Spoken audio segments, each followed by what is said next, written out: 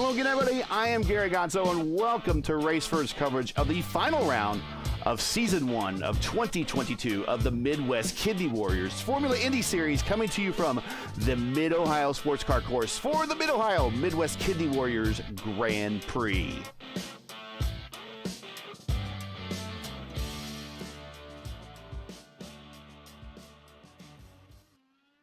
We're starting a little bit early this time because we got some business to take care of.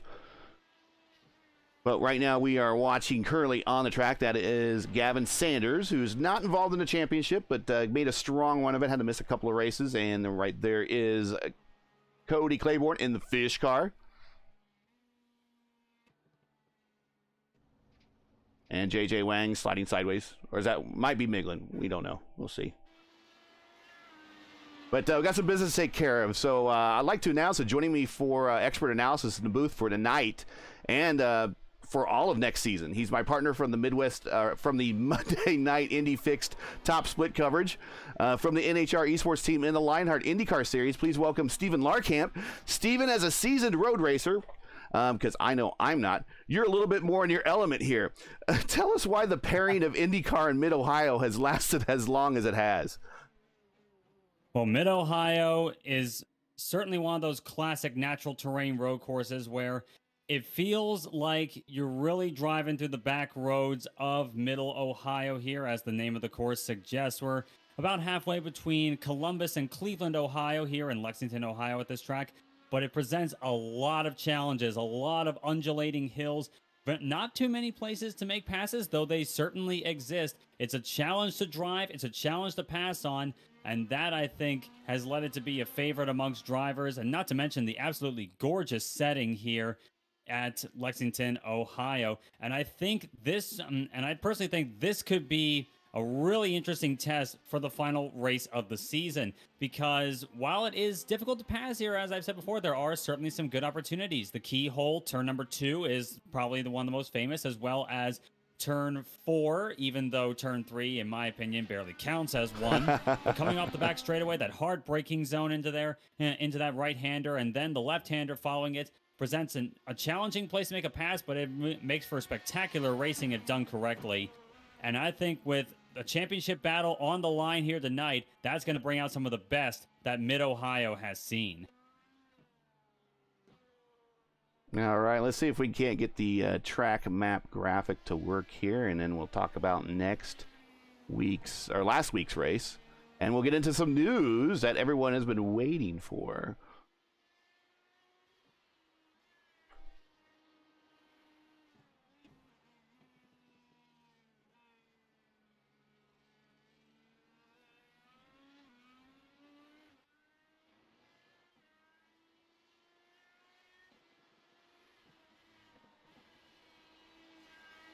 There we go. There is a track map. Give you an idea about this course. The keyhole, as mentioned, the kink in the backstretch, the China Beach area, the S's, Thunder Valley, the carousel, and the paddock area right there. That is the Mid-Ohio Sports Car Course. But let's get last week's results up on the screen here. There you see him. Nicholas Johnson won last week on a bit of a banger race, and banger, I know what people say it's like good and exciting, but I say banger because there were people just smacking the walls all over the place. But there you see the podium: Nicholas Johnson, Christopher Hill, Matthew Short. So those are the podium there. 4 cars finished on the lead lap there, but it was kind of a brutal race.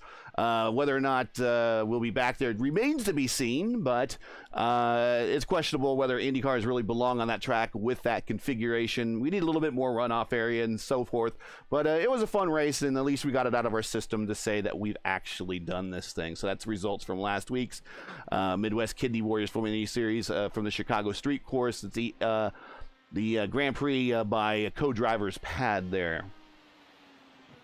All right, here's what everyone wants to see right here. Is the point situation, and really it's coming down to 2 people here, Michael O'Brien and Nate Seifert.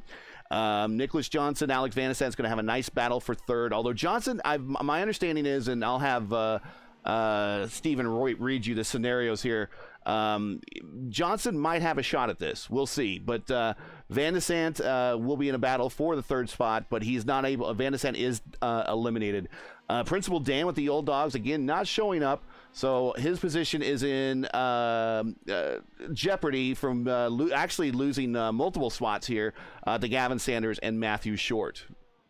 And that rounds out, for the most part, there. The Christopher Hill, Caleb Benzie, Dakota DeMed rounds out your top 10 there. What are the scoring scenarios for tonight? Well, going into this race, the shoe-in favorite right now is indeed Michael O'Brien, driver of that number 45 machine. And the simple situation is this. If he has a top 6, he will clinch the championship regardless.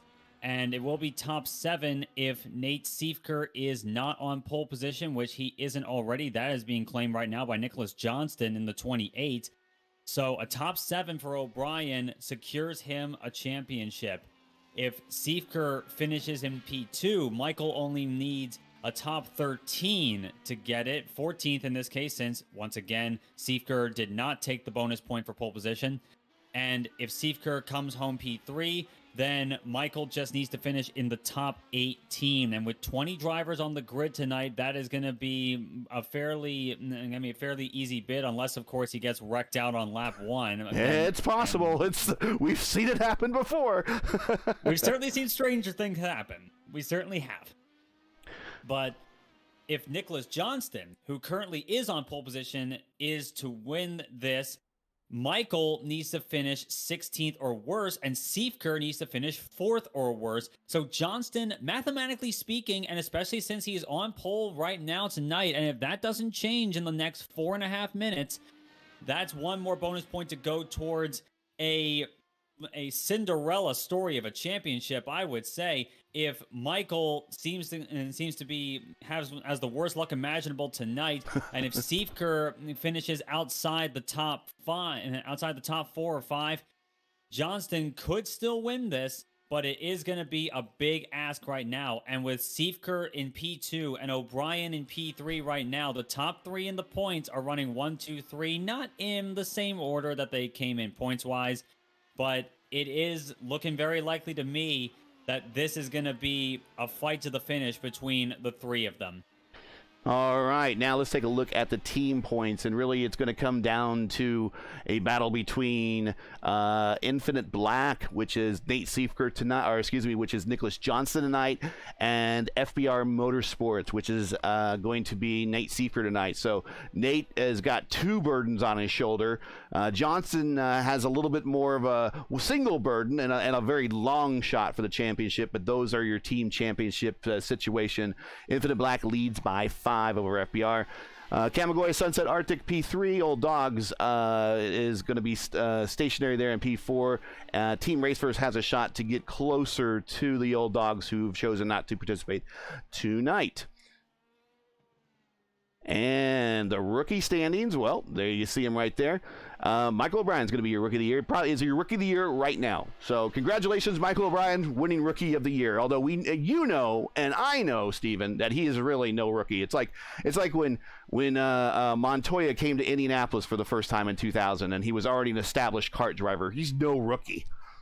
No doubt about that. And I've had the pleasure of racing with Michael O'Brien in the Lionheart Series. We were effectively teammates in all but name last season. He is a super talented driver. He's put in a lot of time in the IndyCar. He knows his way around this thing. He's paid his dues, and that rookie tag there is definitely a misnomer if there ever was one. O'Brien is an established face here, and he's looking to make the most of that and win the championship here in the Formula Indy Series as a rookie.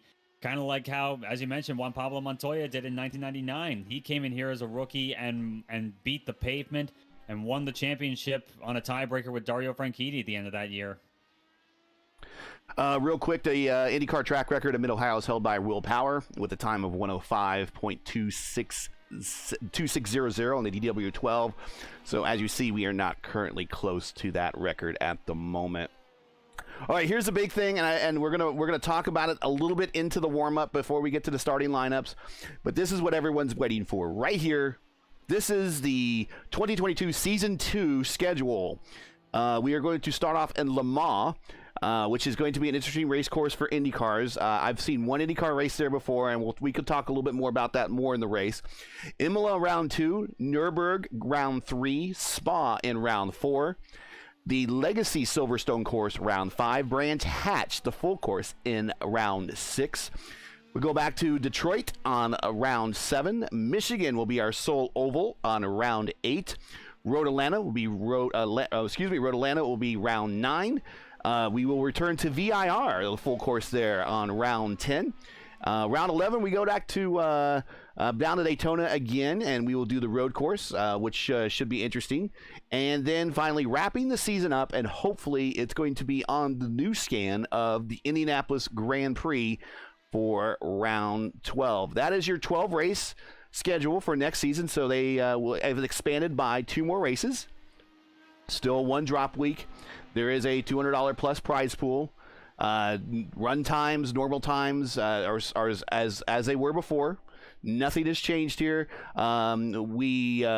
We do want to thank Midwest Kidney Warriors for their sponsorship this season, and they will be actually have a great deal of investment into the Formula Indy Series next season, but it will be Race First as a title sponsor of the Formula Indy Series for next season. If this is something that interests you and you'd like to participate, make sure to join the first of all, find the Formula Indy Series league in in a search of iRacing, and join the Discord, and that way you can be a part of next season if you meet the minimum requirements. So that is the schedule, and when we get to a point in the race, we got a little downtime, we will talk more about that, you and I will, Stephen. But the first thing I really need to get to, because we are in the warm-up period before the start, and we want to definitely make sure that we get the starting lineup in here. Let's talk about the starting lineup, but before we do, if you enjoy Race First coverage of the Monday Night Indy Fixed Top, or excuse me, not the Indy Fixed Top Split, but the Midwest Kidney Warriors Formula Indy Series, and you respect the weekly stream, make sure you support us by smashing the like button below and subscribe so you don't miss out on the next race. We're also interactive via the YouTube chat function, so shout out to your favorite driver or team, or let everyone know who was at fault for that crash. Now let's get into it at Mid-Ohio. On the pole here tonight, Nicholas Johnston, one of the top 3 in the championship, the long shot to win it, but he has put down an absolute beast of a lap. 1 minute 7.554. Not quite up there with the record, but it doesn't need to be, because he is 2.5 tenths clear of Nate Siefker's number 1, who starts alongside him on the front row. Michael O'Brien, the championship leader, the favorite to win it tonight if he can keep it up. He starts in P3, not too far behind Siefker. Alongside him will be the number 4 of Caleb Bensi. Alex Van de Sant will be P5 in the 97 machine, alongside the 71 of rookie Matthew Redford. Byron Daly, the former NASCAR star turned IndyCar driver, he will start 7th in the 06 alongside the 10 of Gavin Sanders. Jeff Groff starts his number 25 machine in 9th, alongside the last one in the top 10, the number 3 of Logan Spath. The 112 of Joshua Tucker starts 11th alongside the triple 3 of Cristobal Valenzuela in P12. Matt Houston starts 13th in the 66 alongside the 44 of Christian Jasper. JJ Wang starts his 00 machine in 15th alongside the 82 of Dakota DeMeg, our old friend. Cody Claiborne in the number 31 starts 17th alongside the 6 of Daniel Miglin. Hugo Galez starts 19th alongside the 9 of Rodrigo Munoz. Hugo Galez driving the number 84, and shotgun on the field will be the 101 of Christopher Hill, the only driver to not put in a qualifying time here tonight. 56 laps to decide a championship here at Mid-Ohio. I think this is going to be a pretty good one. And that last driver is a big change for the Drivers' Championship, because that will give FBR Motorsports 2 drivers in today's lineup, and of course there's only a max of 2 drivers per team. Each driver can score points in the Drivers' Championship, and that's going to put the Infinite guys at a disadvantage because they only have 1 car there, although they do have their second team there that might be able to help out at some point. We don't know, but in terms terms of the team championship, that is definitely putting Infinite, the current leaders, at a disadvantage. Everybody gridding up, standing start here, of course. And I'm not seeing Siefker yet on the grid. Okay, now he gets there in time, just in the nick of time. Countdown is there. Lights are coming on. The revs are coming up.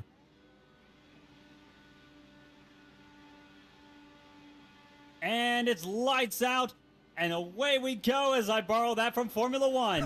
Nicholas Johnston gets a great jump. Siefker with a bad start there. Here comes O'Brien. He's like 3-1. Oh, Siefker is around. Siefker's around in turn 1. Van de Sande makes the most of it. He's up the second. Another car off in the background as well. But it's Johnston out to the lead. And Van de Sande with a fantastic start. Started P5. He's up to second. O'Brien holds on to third. He might have a little bit of damage there. And now he's coming under pressure from trying to see who that is. I Gavin. believe that is... That's Gavin Sanders. Gavin Sanders, who's also made a great start. Started 8th. Now he's up to 3rd before we even get to turn 4. Into the China Beach area. Everyone's kind of getting situated here. Caleb Benty there, P5. Right behind him, Byron Daly. We start to make our way into Thunder Valley for the first time. It is Johnson. Oh, spin behind them! Gavin Sanders. Who that was. Sanders is around. And that is a broken front wing on that number 10. That is likely going to be an early pit stop for him. Waiting for him to get turned around. But moving back on up here, Siefker, he is still moving. I see Nate Siefker still on the move. He's lost a ton of positions, but it is Johnston who has a 1.1 second lead over Van de Sande at the end of lap number 1. O'Brien still holding on to P3 after all of that. Caleb Benty in 4th. Byron Daly leading a little train here in the battle for P5. Wow, what a start. And you weren't with us last season, but when the championship, we came to the final race of the championship last season, here comes Alex Van de Sande to the inside. Here comes O'Brien around the outside of Van de Sande. Wow. Down the straightaway, clears him well before that. So Michael O'Brien not taking a potential championship clinching spot there, lying down. He's going to be gaining whatever spots he can. And let's see if he can run down Johnston. And I was worried there for a little bit that O'Brien may have had a little bit of damage on his car after the possible contact with Siefker. But he seems to be doing just well. Doing very well here comes Caleb to the inside of showing the nose of the inside of VDS there. So I don't know if VDS, of course, he's on the harder of the 2 tires. Caleb's going to be on those alternate tires, which are softer and a little bit faster in the short run. Let's see if he can get around him here coming down the main straight into turn 1. But last season when we had the championship in Brazil, a very similar scenario occurred to Siefker where he had an incident on the start. Here comes Caleb Benty to the inside into the keyhole, and he's able to complete that pass right there, moving him up to 3rd. Van de Sande back to 4th. Got a battle right behind them with the newcomer Matthew Redford and Byron Daly as they're coming down into which would be, I guess, IndyCar turn 1 when they do the starts and restarts here. That would be true, as Redford using those red tires, actually. As we mentioned before, Redford is on the red soft compound tires. Byron Daly starting this race on the black hard compound tire. And they will have to swap tires, of course, when they come in to take their pit stops. So Redford trying to make the most of those fresh tires the same way that Caleb Benty has had getting around Van de Sande. And now those black tires are starting to be a bit of a detriment early on right now to Daly, but he is going to be banking on the red tire starting to wear off quite a bit more, as now he's got Logan Spath in the rearview mirror that of the number 06 of Byron Daly, and we'll see if Spath has the grip for the time being as we're working lap number 4. We'll see if he can make the move on the former NASCAR World Championship Series driver. Yeah, we got a little business we need to take care of here real quick, and we do need to give the award for the pole lap The pole lap is brought to you by Let's Race. It's the best place for you to show off your iRacing skills and to win some cash to pay off all those new cars and tracks. Join their Discord today. Find a link in the description of the video below. Let's Race is hosting a free entry race with cash and prizes on Sunday, April 10th at 7 p.m. Eastern Time. It's going to be the IR18 at the iRacing Super Speedway. So join the Let's Race Discord using the link in today's events description and sign up today. Don't be last. And actually, we will be covering that race on April 10th there at the iRacing Super Speedway. So that is Let's Race sponsoring the Pole and Fastest Lap Awards for the FIS this season. Johnston making the most of that pole award, and he is up to a 1.4 second lead over O'Brien. He's had to just pass Matt Houston, who had a terrible start there, and he's already 2 laps down, now 3 laps down. Terrible start there for Houston, terrible luck for him, and now O'Brien gets by him. O'Brien trying to make up whatever ground he can. Both of them starting on reds. Of course, they're gonna have to switch to the hard compound later on in the going. Bensi, though, Bensi behind them, about 1.5 seconds behind O'Brien. Van de Sant still trying to, has actually gotten passed, by the way, by Matthew Redford in the 71. Redford already on a tear. Of course, Van de Sant was starting on the soft tires, but a very good start so far for Matthew Redford. A great show for the newcomer. Yeah, dude, if you could pass Alex Van de Sant, you got some skills. Great. I appreciate him signing up for this league, giving some excitement. And right now, he's all over the back end of the boss man. Matt Houston trying to get by there for track position, but he is tracking down Caleb Bensi at the moment. He is pulling away from Alex. Of course, tire compounds will be a bit of a factor, but that's not to discount his great performance so far. He started 6th, currently up to 4th. Oh, dives a little deep there in the keyhole there. A little bit wide there, a little bit of a lockup I saw, but gathers it up pretty well. He's may have lost a bit of momentum there, but he's probably going to get a good run down the straightaway. That's squaring off the corner there. He holds off Van de Sant for now, but looking behind them, Daly and Logan Spath. Spath on the reds. Oh, a bit of a lunge there. Going through turn number 5, not the place I would want to stick my nose in there. But Logan Spath sees a bit of blood in the water. He knows he has to make up whatever ground he can right here and now on the soft compound tires while he has the grip. And a little bit of a drift there coming out of Thunder Valley as we make our way up towards the carousel. Spath waiting for what will be likely his best chances. That would be turns 2 and 4 on this next lap here. But again, keeping an eye on the tire wear for a lot of these drivers here as Johnston once again extends that race lead. About how many laps you think the alternate tires have a chance around here? Well, unfortunately, I haven't had too much of a chance to sample this, sample the tires here myself. But fuel numbers wise, they can usually get around 25, but maybe 25, maybe a bit more laps here. So these guys will likely be a one-stop affair if they can stretch the fuel number to make it so. And that will likely be a concern for a lot of these guys here. But tires, they will likely have to manage these reds. The blacks will likely come into their own towards the end of this run, more likely than not, especially if these guys want to make it on one stop.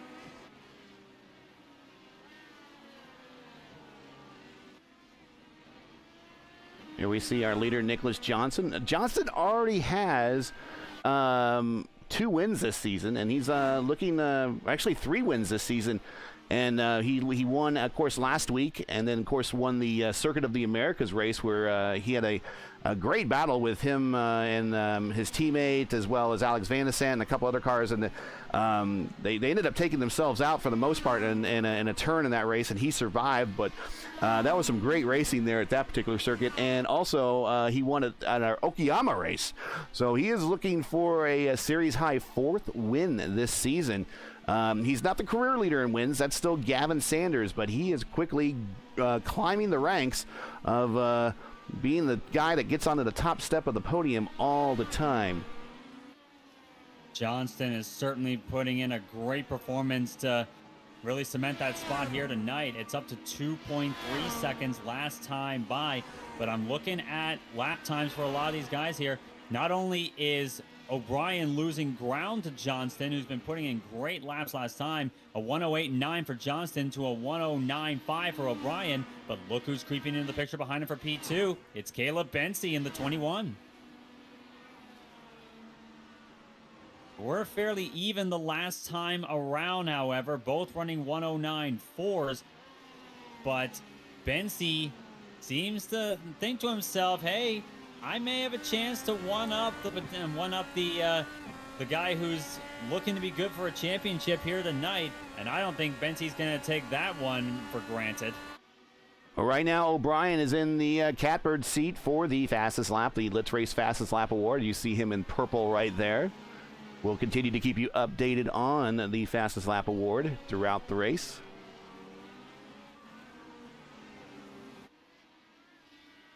Already, we're starting to see lap traffic come into play for the race leaders. That is Hugo Galaz in front of Johnston. He lets him go there. But looking at some of the guys who have had troubles early on, Joshua Tucker and Gavin Sanders. Logan Spath, actually, I've noticed. Spath is out of the race. Must have had an incident, yeah.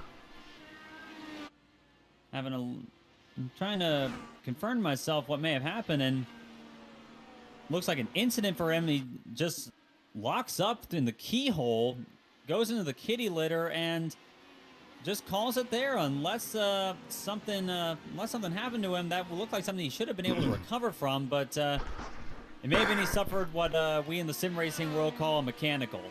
He had maybe a bit of an issue with his equipment, perhaps, but unfortunately that has put the number 3 machine out of the going, and tough one too, because he was having a great battle earlier on with Byron Daly and the like. And this is his home track as well as Caleb Bensey's home track. So you always want to do well for your home track, and he was making a good go of it with the qualification run and his early performance in this race, but unfortunately it just didn't add up to a good finish. So hate to see him bow out, but there is next season, which we have talked about. Indeed, and it should be a very exciting one, especially like as soon as I saw the season opener was going to be at Circuit de la Sarthe in France, I have a feeling that that's going to be a rather unique showing. Yeah, the straightaways are so long there for IndyCar. If you hit push the pass at the end of one end, it will run out by the time you get to the braking zone. That's how long some of those straightaways are. It is amazing, and that may even be true with the chicanes, let alone the regular 3.5-mile Mulsanne straight, where I remember hearing stories from driving in the 1960s where, of course, they had the Le Mans start. You run to the car from the other side of the road, get in, and you go. And a lot of the drivers there, they wouldn't buckle their seatbelts until halfway down the Mulsanne, when they had a free hand. They put it in 4th or 5th gear and just let it cruise up to over 200 miles an hour, 240 even in the prototypes. And that was the perfect time as any to, buckle your seatbelt. The days of old. Days of old indeed.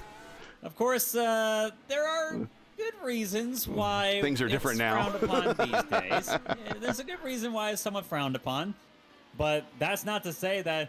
But racing open wheelers at Le Mans, sports car racing at Le Mans is one thing. Racing open wheelers at Le Mans, that is something that I've only sampled once personally, and that was in the old Pro Mazda car, and that was a heck of a race every time I did it that week. And I get the feeling that in the Indy cars, that's going to be that feeling of, oh my God, this is really what we're doing. That is going to be amplified. Currently looking at the closest battle on the racetrack at the moment, the battle between P5 and P6, Van de Sant and Daly. But want to bring to your attention rather urgently is P8. Nate Seifert is all the way up to P8 after spinning out on the first lap. Seifert taking no prisoners. He has been on the charge. He was down towards the back of the running order, of course, getting punted off on lap 1. But he's seeing a lot of potential out of this. He's faster right now than Jeff Groff, But one thing I'm thinking right now is a lot of these guys here, I'm hearing a lot of short shifting from some of these guys. They may well be saving fuel. That could well be something that they're considering right now. They're running in a lower fuel map setting. I'm not exactly running the lap times that they could possibly run. A lot of these guys, I'm seeing Seeker running 109s, Groff in 109s. Same with Daly and Van de Sant. That could all, as much as it could well be tires, it could also well be that these guys are lifting and coasting a little bit, running a different fuel map setting. They want to stretch out their fuel numbers as long as they can to be able to make it a one-stop race, which the math says is possible. But it does depend on the driver making the most of that right now. And Steve Kerr, he's going to have to run a delicate balance right now of not just making up track position, but also making up fuel mileage as well. I think he's throwing caution to the wind at the moment right now. I think he just says he has nothing to lose and he has to send it. That wouldn't shock me either at this stage. Yeah, and knowing his driving style, he is very aggressive what he needs to be right there. I would imagine at this point, yeah, man, you don't have much to lose. Just go for it. Right behind him, 2 spots. We'll send the camera back to him, is his teammate, Christopher Hill, currently in 10th. This is a good sign for the FBR Motorsports team, who is currently in P2, 5 points behind the Infinite Black team. So now they have 2 drivers in the top 10. And I think this is getting closer and closer for them securing that top spot in the team's championship. And both of these cases are drives through the field. Of course, Seeker, you saw on lap number 1, getting involved in that early tangle with O'Brien and Van de Sant, putting him towards the back. And Christopher Hill showed up pretty late in the going and qualifying, did not post a qualifying lap, started dead last, P21, now running 10th. And this is looking to me like a very good points haul for the team. Up 11 spots. Beautifully done so far for both of these guys. Throwing caution to the wind, thinking that they have a good spot of moving up in the rankings, both in the team championship. Of course, Seeker would have wanted the driver's title, but that is a big question mark right now. And speaking of which, back here, Van de Sant and Daly still looking pretty close right now in this battle for 5th. Daly last time by was actually a little bit slower, but he was catching him the last couple of laps. So this battle looks like it's not going anywhere fast either. And looking at lap times right now, is Redford in front of him actually has another lock up there on the red tires. Lap times were pretty even between Redford on the reds and Van de Sant and Daly on the blacks. And we may be starting to see with Redford as Byron on the inside of Alex and pulls off the pass going into China Beach. Beautiful move by Byron Daly. Van de Sant looking to make any sort of cutback on him, not quite doing it there. Of course, very difficult to pass here in the S's as we head into Thunder Valley. Will Van de Sant try a lunge here? It's a bit early. We're working lap number 15, but he wants to stay with Byron Daly's number 06. That 97 machine, of course, they're both running blacks and they have to keep track of their fuel mileage as well. But with as close as they've been running all race, Van de Sant knows that this can be a battle that he can get the jump on Daly once more, and he's still staying with him. We'll see what comes out of this. Let's go ahead and let's ride along. Normally we ride around with Jeff Groff or Christian Jasper for the ride-along lap, but I don't want to leave this battle right here. So let's go ahead and ride along with Alex Van de Sant for the next lap or so for the first of 2 KidWorks OC ride-along laps.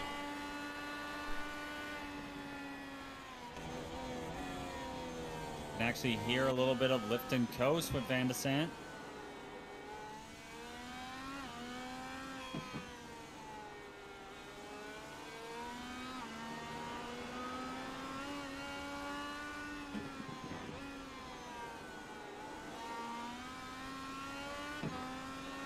Actually feel the car getting loose over the crest of the hill through Thunder Valley.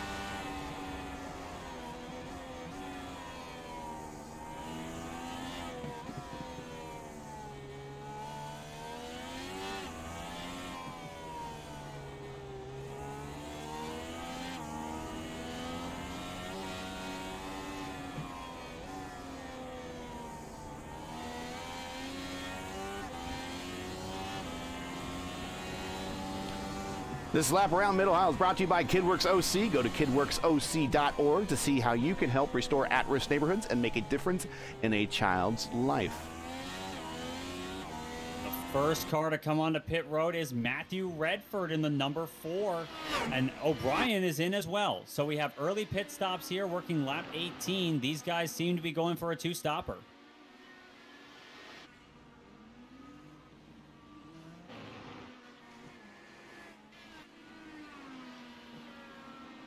Redford, I saw the last few laps, was struggling against Byron Daly. Daly turned up the wick a good bit while we were on board with Van de Sant, putting in lap times in the 109s, the same last time by with Van de Sant. But Daly was putting a lot of pressure on Redford, and I think Redford saw it as the best chance as any to come onto pit road and get some fresh black compound tires. You see there, he's running the black hard compound right now, and the same, I believe.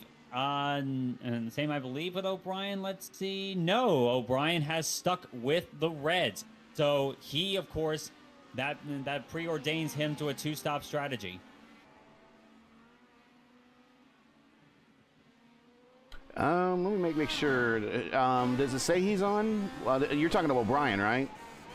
Yeah, I see O'Brien running Reds. Yeah, I do see him running Reds as well. There was I was being told that there was a bug in iRacing that actually, in some IndyCar races, you were not seeing the correct visually on the screen, but you'd see it in the timing and scoring. But visually on the screen, you were not seeing the correct tire compound on the car. If you started with Reds, it'd say Reds for the entire race visually on the car.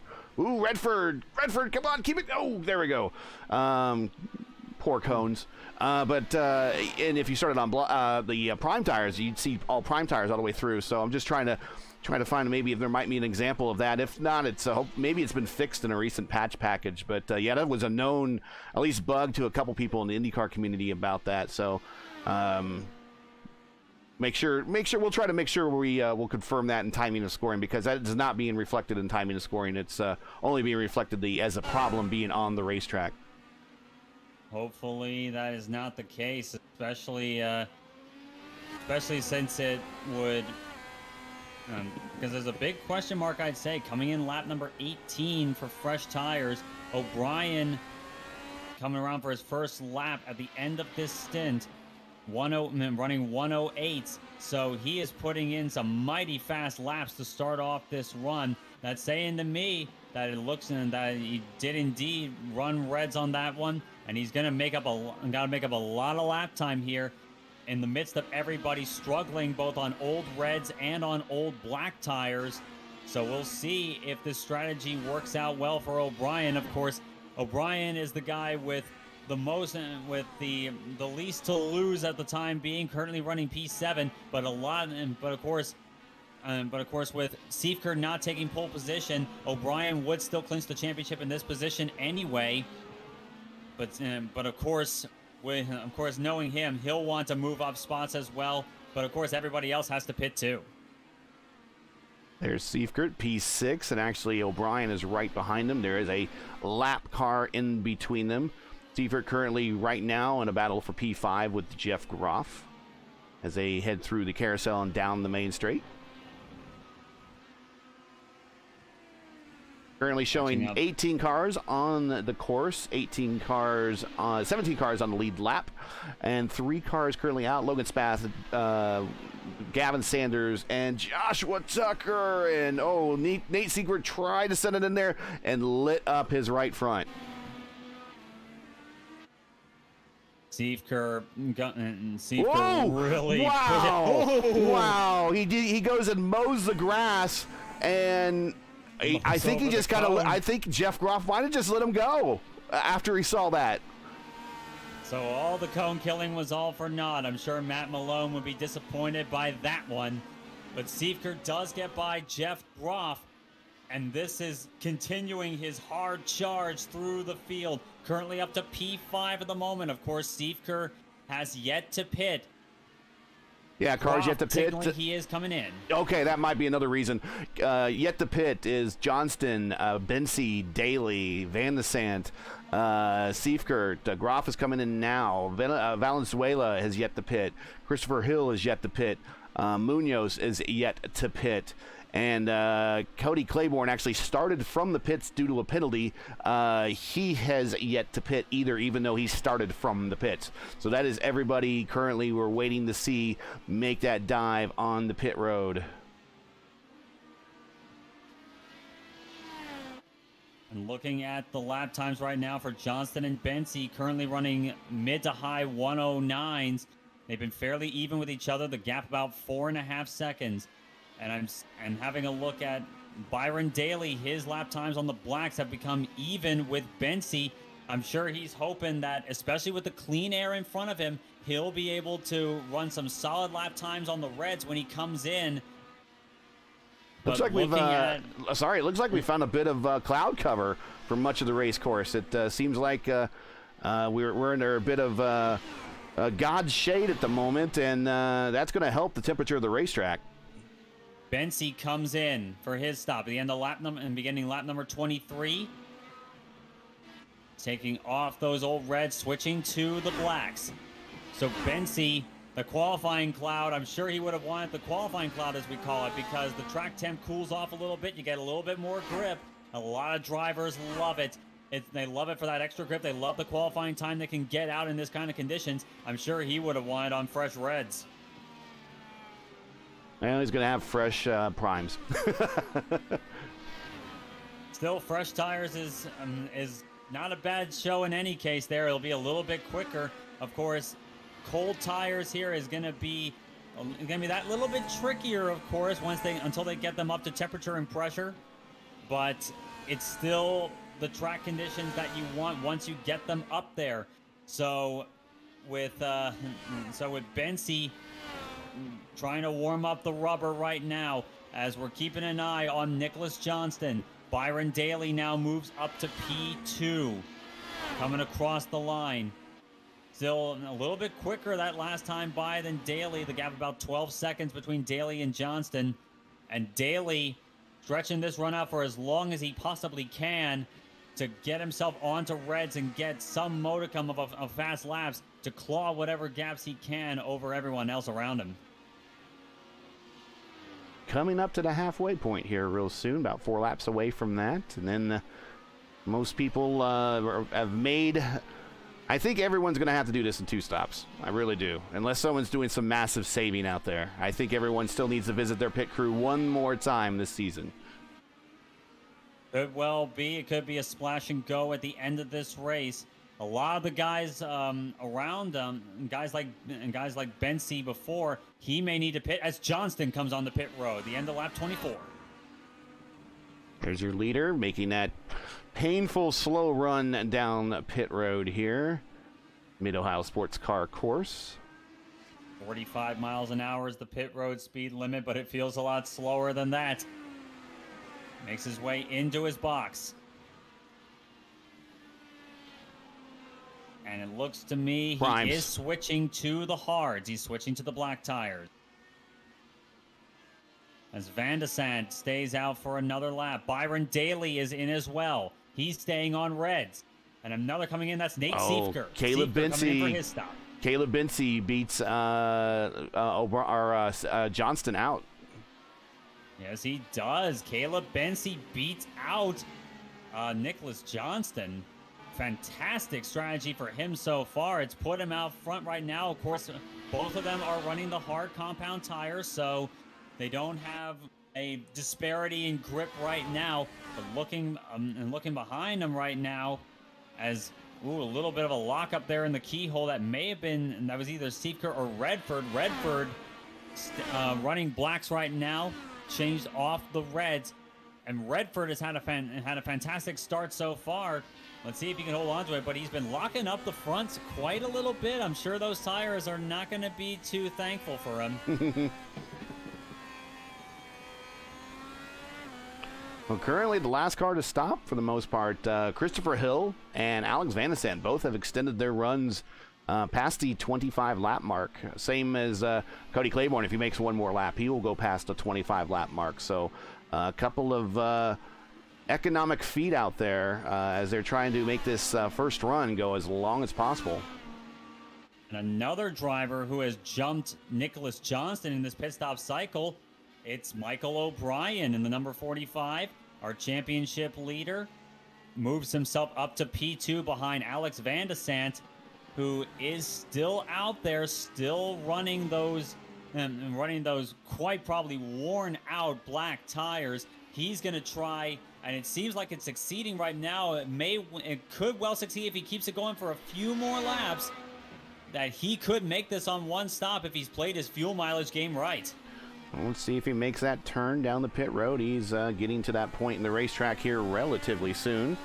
He is not. Van de Sande staying out for one more lap. So it looks to me like it's going to be a near-run thing. The question here is, how much pace would Van de Sande be sacrificing in order to hit this fuel mileage number? Well, last time by, he was a 109.4, and O'Brien, who I don't think has crossed the start-finish line yet. Yeah, he has. He's also run a 109.4. Yeah, he's a 109.4. So worn tires. Either O'Brien's having issues with traffic in front of him, which I don't see any, or he might have had a moment that lap. I don't know, but most everyone's in the 109s and 108s, and Alex is sitting there with old tires doing as fast as laps as people that just made a stop. That's if I was behind Alex, that'd be a little concerning to me right now. Yeah, this is if indeed we see Van de Sande cross the halfway mark and not make the dive on the pit road, that's going to be an ominous sign for everyone around him. And no, he is not coming in again. He's going to stretch it to lap 28. And that last time by was a 109.7 for Van de Sande. Could he well be pulling a Scott Dixon on us and pulling amazing fuel mileage numbers? Yeah, he did a 109.7. O'Brien only did a 109.5. I mean, he was a little faster, 0.2, but with tires that are 28 laps old. Now, there is to be said something about light tanks, but that's not all due to light tanks. There is something to be said for it, but not too much. But the fact seems to be that the red tires do wear off if you push them hard. They do wear off a lot more quickly. The black tires maintain their pace. They start off slower, but their pace is maintained fairly well over the course of the run. So if Van de Sande has been hitting a fuel mileage number this whole race, still running 109s and still preserving those black tires so they do maintain the pace, I think that Van de Sande is going to be a pretty ominous threat to everyone around him as he comes in. Pit road. Lap 28 is the number that he will go no further. Currently, O'Brien still with the fastest lap with that 108.5. Currently at the top of the fastest lap award standings right there. So very much so, this is the halfway point exactly in this race. Alex Van de Sande switches to reds. Of course, he started on blacks, as I mentioned before.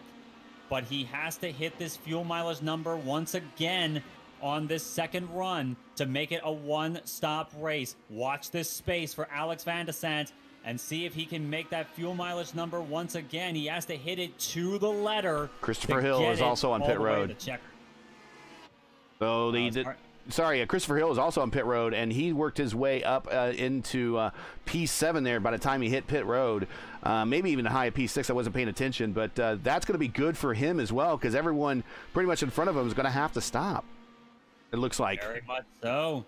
They are likely going to have to stop one more time unless they pull one of the biggest unless they all pull one of the biggest fuel save miracles I could possibly imagine. But Van de Sande seems to be the guy pulling off said fuel strategy miracle right now. If he can keep up this pace, and keep up the fuel mileage he's gotten as Michael O'Brien cycles to the race lead. The championship leader has pulled off a great strategy call so far, coming in a little bit early and putting on red tires. He's going to pull these last few laps. The last few laps of this race are the only laps he's going to be running on blacks. So O'Brien, that is where the vulnerability lies. O'Brien has to put down pretty much qualifying lap after lap after lap to build up that gap and possibly win this race, because he knows he's going to have to put on slower tires at the end. Are we surprised at all that Alex Van der Sande has a economic fuel strategy that he's playing right now? Are we surprised? No, no, we are not surprised. I am definitely not surprised at all. Of course, I've raced quite a bit with Van der Sande and a few of these guys as well. I've raced against him in Lionheart, and the guy knows his way around the IndyCar as good as anybody else that as a regular patron to the IndyCar community. The guy knows how to get... Oh, problems in front of the battle for second there. I believe that was a lap car going off there. Trying to see who that was. That was Daniel Miglin going off there in the carousel. He gathers it up, though. No harm done, it seems, but that must have been a scare for both Bensy and Johnston. Oof, yep. A little bit of a scare there. And now, I'm looking at these guys right now. Johnston and Bensy run pretty even, mid 106s, but look who's coming up behind them. Yep. It's Byron Daly in the 06, putting in a 109.1 on the last lap. He has just been flying right now on those reds. Daniel, don't call me David Miglin. Spun out, and it would have been something that if he maybe took out his teammate, the current. He sends it right into China Beach and sends Cristobal off, and he allows him to rejoin. Very sporting of Miglin there to. That's Munoz. Sorry, that's for a position right there. That's Munoz. That was for position. I'm sure that would have been a scary moment there, but that was very sporting of Miglin to give him that chance to get back on the track. A scary moment for both of them. I'm sure Munoz was not pleased, but I'm sure he may be just a little bit happy that he conceded the point there. That may have been a bit of an ambitious move. Yeah, that would have been a bit of an awkward situation if Miglin's spinning out there in the carousel and he happened to take out Johnston, who was among those drivers around him. That would, oops, sorry, teammate. Very awkward indeed, and something no teammates want to go through. But looking at this battle for second, Johnston still very much in the wheel tracks of Bensy, maintaining similar laps. But I'm keeping an eye on the 06 of Daly. Oh, well, who's right behind Daly? Look who, and I'm seeing who's behind him right now. Alex Van der Sande in P5 on that fuel strategy. He's 19 seconds in arrears of the race leader and 12 seconds behind Daly. But with the pit stop delta the way it is in Mid-Ohio... How does Seifert go down a lap? Oh, dear, he did go down a lap. Nate Seifert is down a lap. What the heck has happened to him? Did we get a speeding penalty, maybe? Or he is... He's 5 laps on his current stint. You might have to research that, but he is... I saw this battle, I'm like, oh, wow, we got a bit of a 4-car battle brewing, and then I look on timing and scoring, I'm like, but I don't see Nate here involved in this. So it's a 3-car battle for position right here. The 4th car, Nate, he's back in 14th, a lap down, and I'm not quite sure what happened. We're having... this is a great thing about having 2 guys in the booth now is you keep you focused on the action, and then the other guy in the booth can take a look and see what happened. I am seeing that he did come onto pit road twice, back-to-back laps. Let's see. Was it one of those things where he pitted and it didn't change the compound, and he wanted to do a one-stopper, and he had to stop again to change the compound? It could well have been, because I'm seeing the lap time he put in. I'm seeing the lap he put in that last time. I didn't see a speeding penalty, at least not on exit. Very strange indeed, but that is certainly something that it's certainly an unintentional second stop for Seifert. I'll have to look a little bit further into that and see what happened on that stop. Yeah, I'm wondering if it Ooh, Caleb a little bit deeper into the keyhole there, allowing Nicholas Johnson to get really close this time around. Might be within push-to-pass zone here, but he needs to also defend behind him. And actually, the interesting story here is Byron's a bit of a IndyCar road racing Padawan for Nicholas Johnston. Nicholas Johnston was giving Byron Daly some lessons on road racing, and as you saw a couple weeks ago, Johnston was able to hold off Byron Daly, and Byron's like, he didn't teach me everything he knew. The master rarely does teach everything they know, but I think in Byron Daly's case right now, he's doing a good job of learning for himself.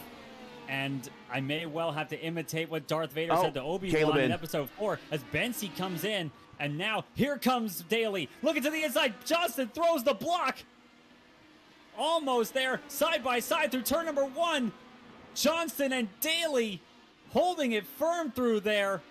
Beautifully done. That was Daly and Seifker, I believe. Never mind. Seifker, and I'm going to give props to Seifker there, who could have. He's a lap down, so he yielded to the leaders there. He could have battled if he wanted to, and he gentlemanly let the leaders go. He could have, and Bensi puts himself back on Reds. He is going to run the rest of this race out on Reds. They seem to be the preferred compound overall. They have the better overall pace. While the Blacks have been consistent, the Reds have simply been too fast for their own good. So Bensi, of course, this is showing that, well, he's going to be behind Van de Sant, and now he's going to have to put in belters of laps to close up the gap on Van de Sant and make sure his strategy is not the winning one. But as we mentioned before, looking at lap times right now with Johnston and Daly, they were fairly even the last time by. Of course, Daly had to worry about Seifker there. But Daly, I believe, will still hold the pace for the time being. But of course, the black tires on Johnston's car are going to come more and more and more into their own towards the end of this run. Both on push to pass. Will Daly be able to make the move? Both are on push to pass. Ooh, Johnson with a bit of a pump fake to the inside, causing Daly to kind of check up a little bit. Enough. He goes too deep into the China Beach. Now they're side by side, coming through the top of the hill at China Beach, down to the bottom of the hill. This is not going to work, boys. This is not going to work. The Padawan fighting the master like Anakin and Obi-Wan, I would say. Daly putting the pressure on Johnston big time, almost forced him off the track that little bit there. You can tell Johnston is really feeling it right now. He does not want to give this up, but Daly has been spectacular right now. Johnson to pit road.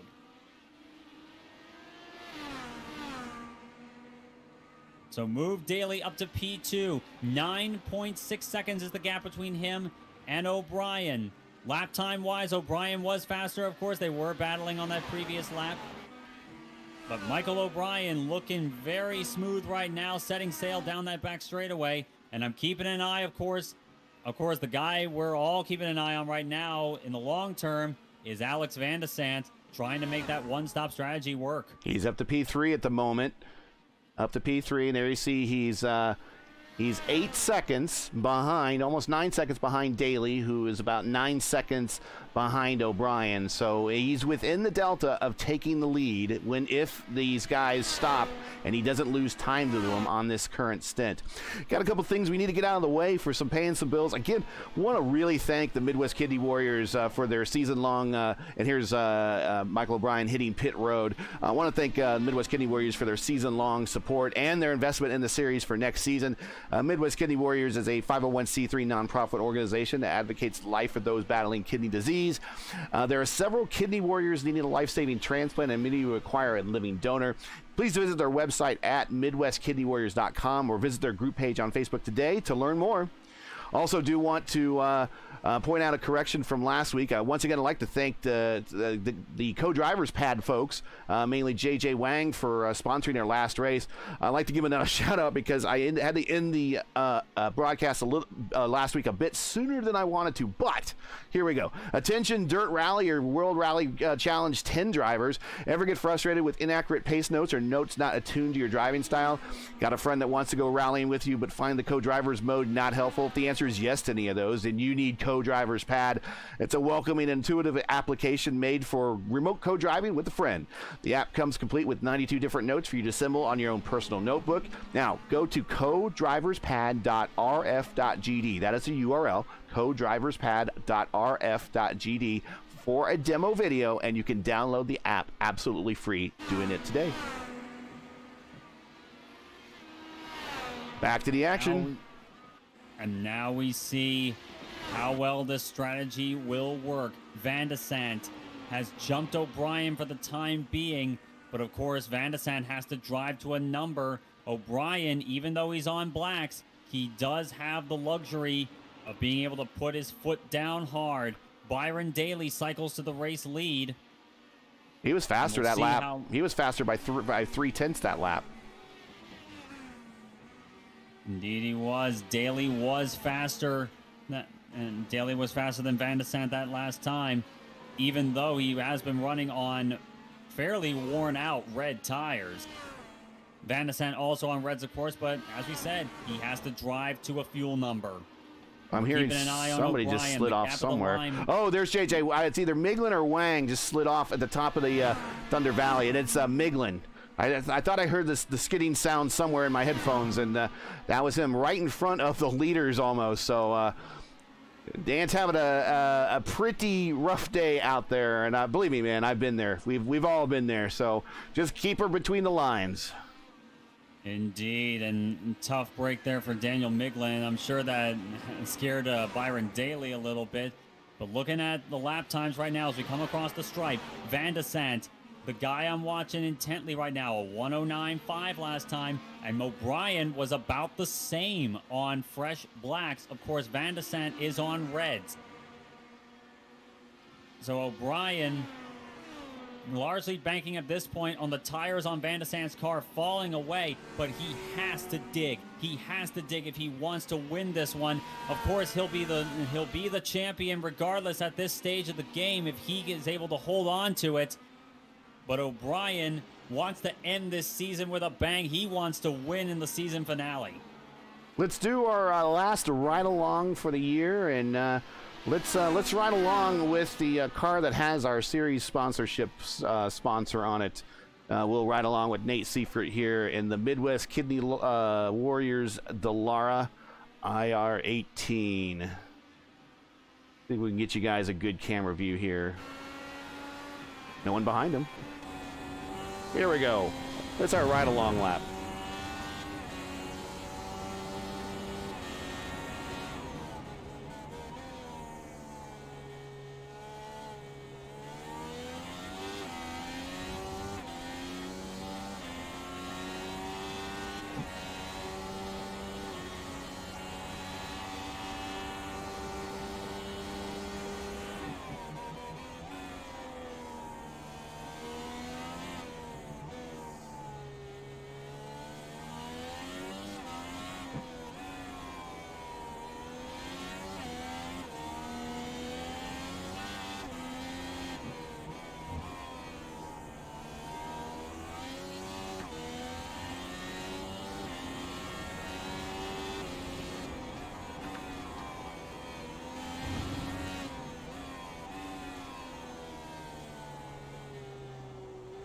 This lap around Mid-Ohio is brought to you by KidWorks OC. Go to kidworksoc.org to see how you can help restore at-risk neighborhoods and make a difference in a child's life. Want to thank them for their season-long support with the Ride Along Lap. We certainly appreciate your investment in the league. It has been great to have a sponsor with the Ride Along Lap. A lot of things you can see from the in-car camera that you normally don't see at ground level.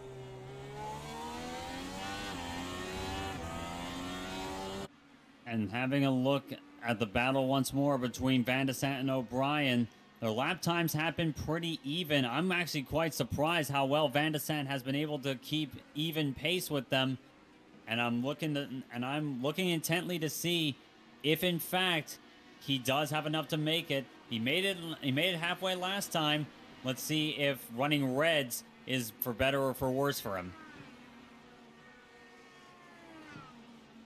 But the gap now about 10 seconds between Byron Daly, who still has yet to make his final stop. His pit stop when he came in for his stop kind of dictates that he has to keeping an eye on the 06. Stays out for yet another lap. Getting a lot of cars in the keyhole area right now. Byron makes his way around them, and they're clear.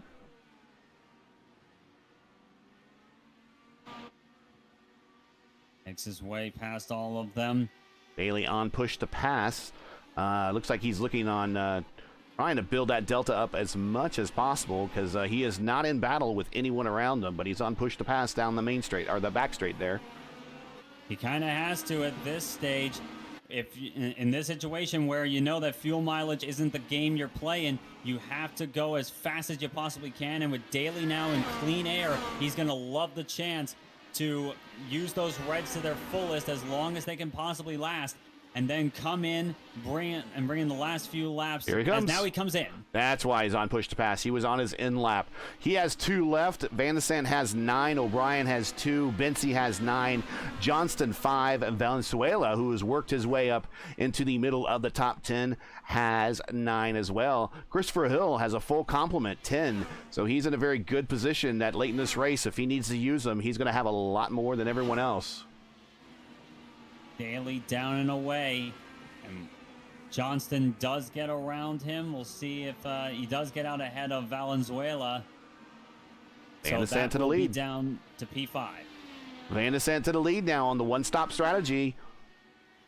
He is about 4 seconds, 4.9 seconds over O'Brien.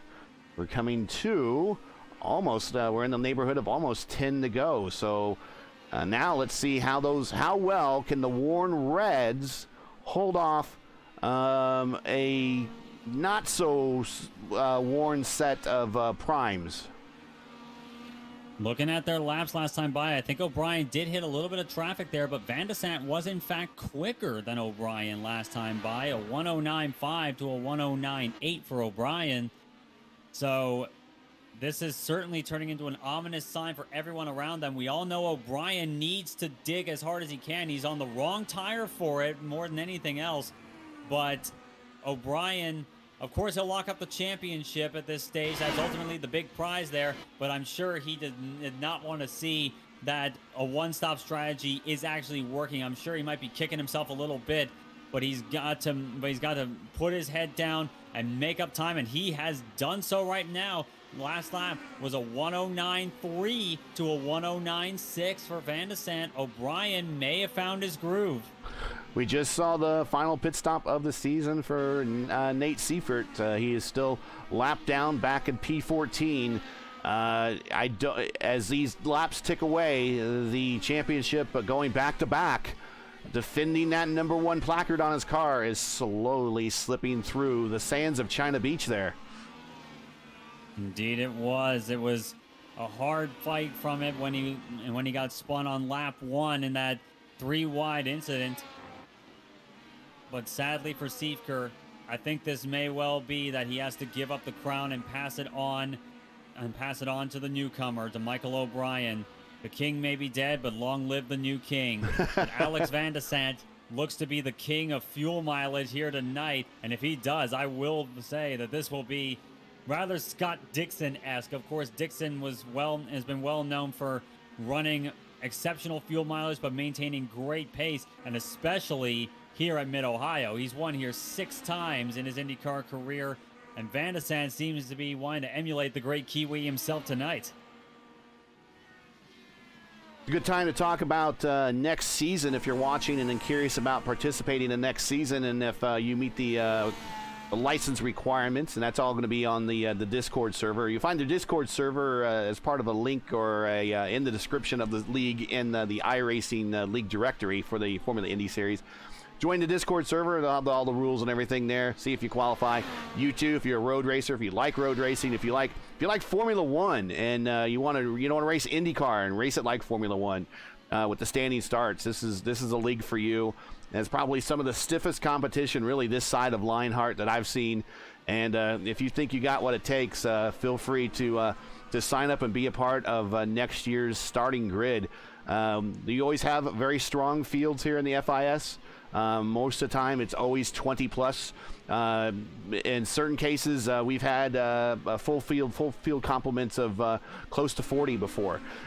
So it's a good league. It's got a good reputation. And if you're looking for some solid, stiff competition to measure yourself up against other road racers that are great on the service, you want to be a part of the Formula Indy Series next season.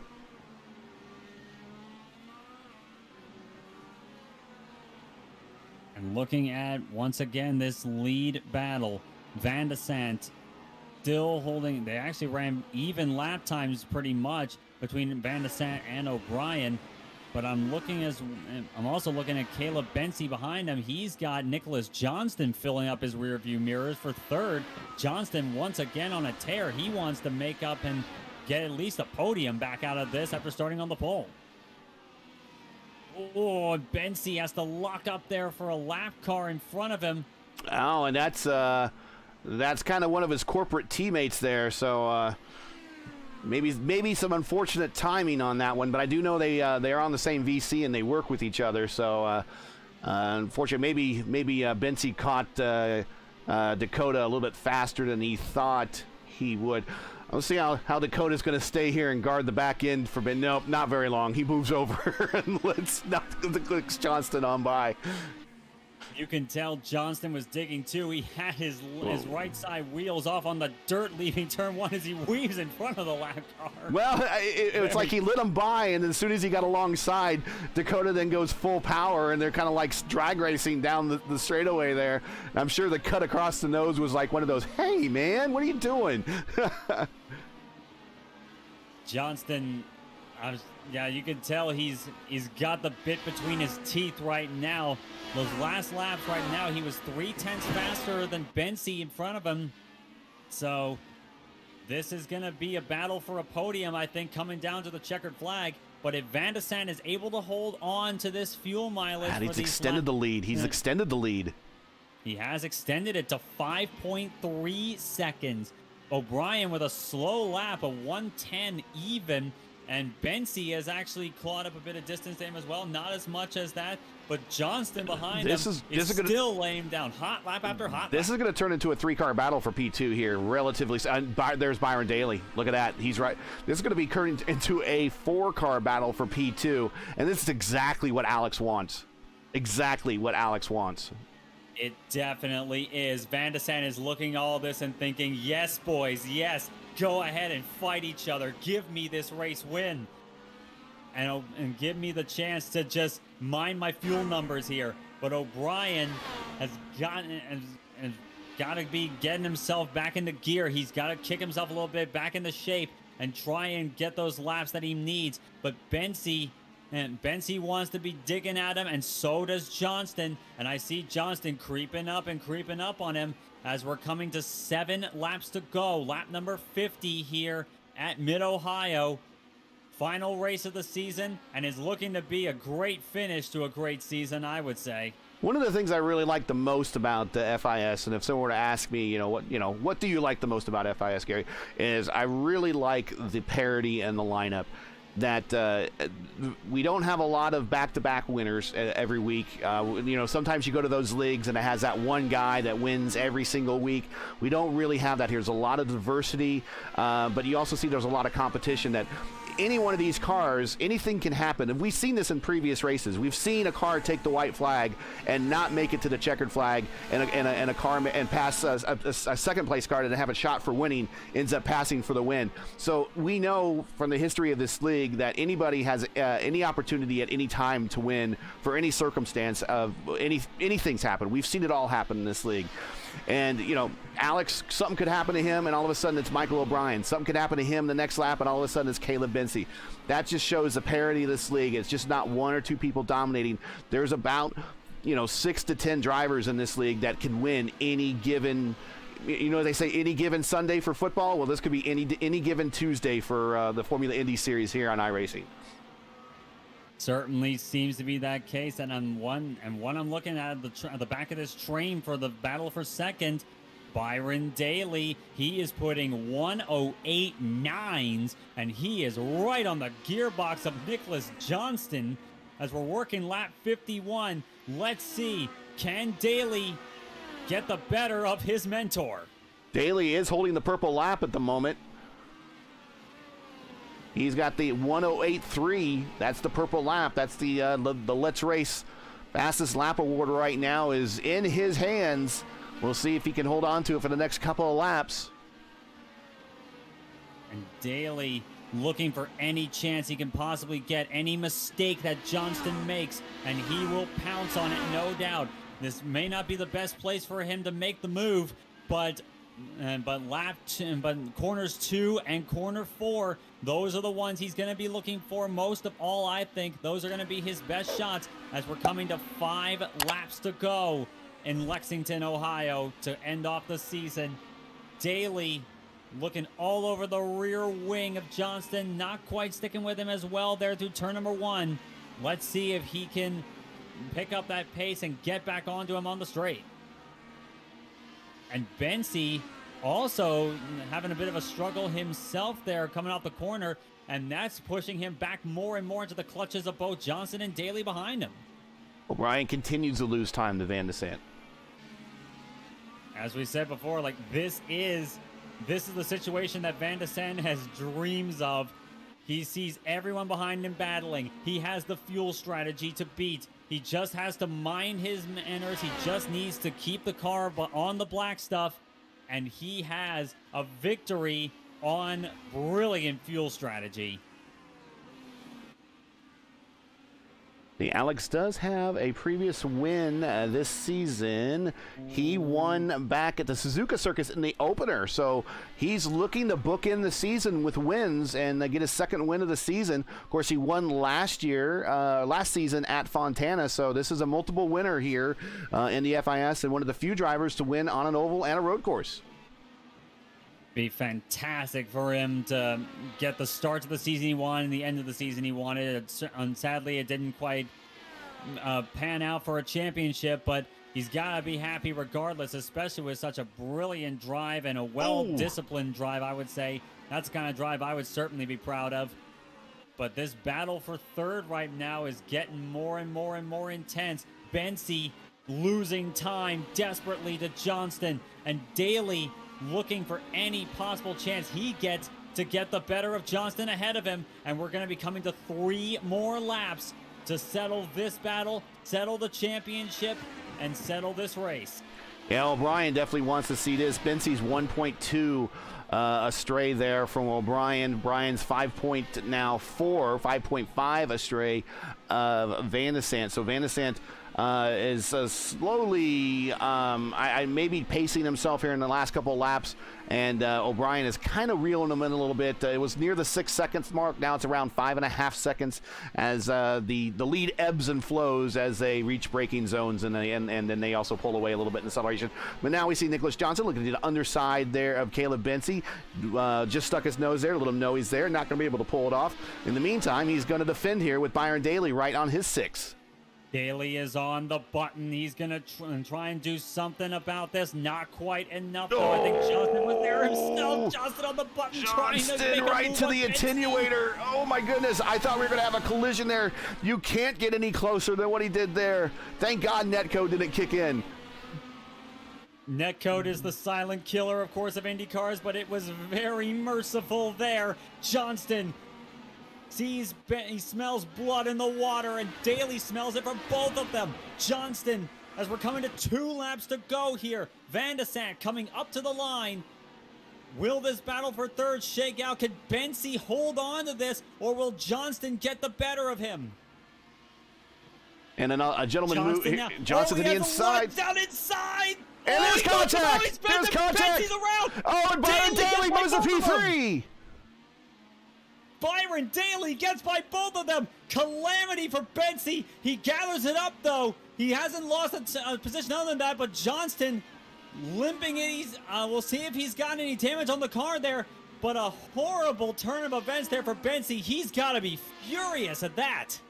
I'm sure he is. And I was getting ready to shout out to Christian Jasper. He had the leaders coming up on him really quickly, and he found a great place to get out of the way. Very gentlemanly of him for getting out of the way of these leaders as we are reaching the closing stages. Now Byron Daly now is broken away from these guys. That could give him a chance to aid unabated right to try to attack O'Brien here in these last couple of laps.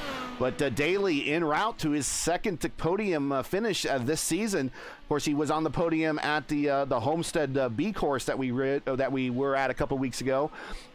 He is looking to step on that bottom step and maybe make a step higher if he can get up to O'Brien here. Final lap, Alex Van de Sant.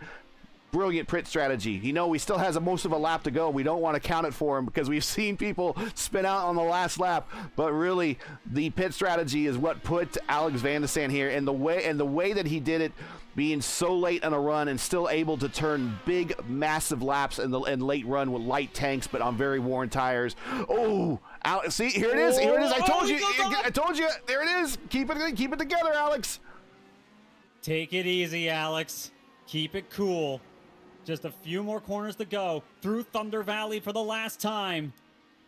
Just keep the car underneath you. The Reds are probably screaming right now, but they only have a few more corners to carry this number 97 to victory lane. Up the hill and down once more through the carousel, off the final corner. A brilliant strategy all race. Alex Van de Sant brings home the win in the finale. And spectacular win for Van de Sant, but the championship will go to the man who's finished second. Michael O'Brien is your Midwest Kidney Warriors Formula Indy Series champion. And meanwhile, I'm seeing behind him, not to take anything away from it, but the battle for 7th between Valenzuela and Redford. This has been looking intense and a lot of smoke coming off the brakes of Redford's car. And out of Thunder Valley once again. Will Valenzuela get the run? Not quite enough there. Redford has been scorching those red tires all race long. Valenzuela with a late lunge there. Not quite enough to get up alongside. It is going to be Redford holding on to P7. No! Oh, that was close. That is PC. He did get P7, but it was Redford got him. Yeah, that may have been a little bit premature slowing down there, or maybe he was out of fuel. That it very well could have been. I was almost thinking back from the what was it, the '92 Super Bowl with Leon Lett, was thinking that he was getting into the end zone with the fumble and it got knocked out of his hands at the last second. I was kind of picturing the same thing there when Redford lit off the accelerator and Valenzuela made a run at it. He maybe got off that accelerator and celebrated too early, but managed to make it, and that is going to wrap up today's race, and it's been an exciting one. I do want to point out, and I don't think is he on the track still? Yeah, he is. No, he just went ahead and turned himself, escaped. But I do want to at least we'll run the graphic for them nevertheless. The Let's Race fastest lap award here. It is not Michael O'Brien, but it is I believe that's going to belong to if I go back here and check real quick, I believe that's going to go to make sure you do that as well. Byron Daly with that 1:08.3 as the lap. So The Let's Race Fastest Lap Award goes to Byron Daly. It's the best place for you to show off your iRacing skills and win some cash to pay off all those new cars and tracks. Join the Let's Race Discord today. Find their links, server link in the description of the video below. Let's Race is hosting a free entry race with cash and prizes Sunday, April 10th at 7 p.m. Eastern Time. It's with the IR18 at the iRacing Super Speedway. Let's join Let's Race Discord by using the link in today's event description and sign up. And don't be last. And that is this Sunday, and it will actually be here on Raceverse.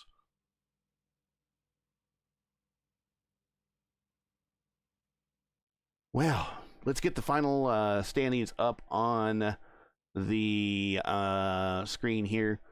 And we'll go ahead and start doing interviews here momentarily because we got a lot of people we need to interview tonight. Alex Van de Sant gets the win, and it's just a brilliant strategy.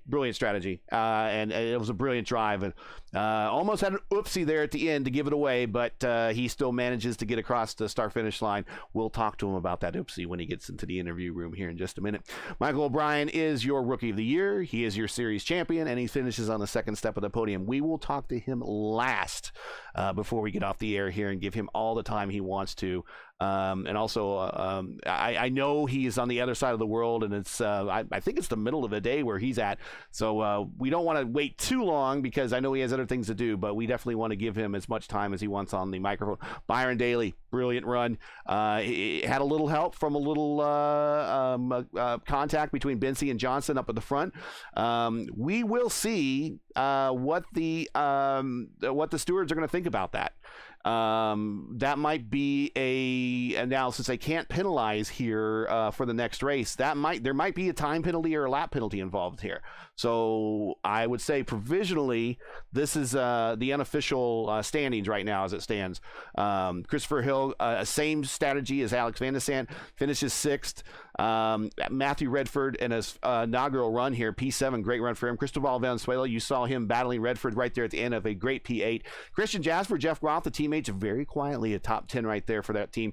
Nate Seifert, what happened? We'll have to find out somewhere from somebody about what happened, but he might have had one of those things where he just thought he set the tires to change and maybe didn't change compound or any number of things. I don't know. We'll find out. Dakota DeMay, we really didn't show him too much, but he gets himself a top 15 there in P12. Cody Claiborne 13th from starting the pitch. JJ Wang 14th.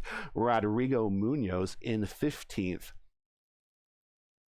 Hugo Gallus 16th, Daniel Miglin 17th, Matt Houston, the boss man, rough day, 18th.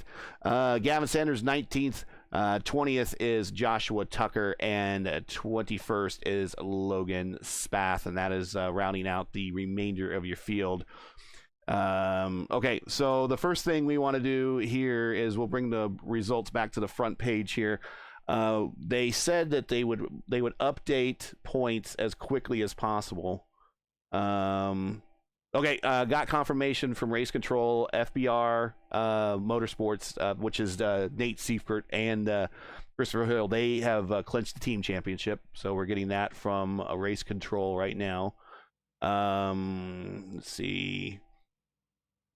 Where do we have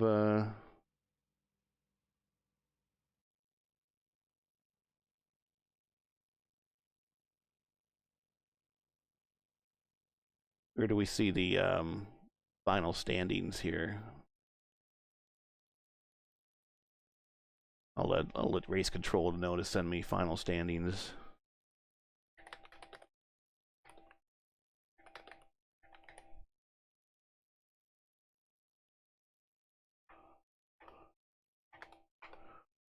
And see if they get that to me. Okay, so the first thing is we want to go on the podium here for okay, here's the final standings here. We'll get that up on another screen here and confirm. And I'll send this to you as well. I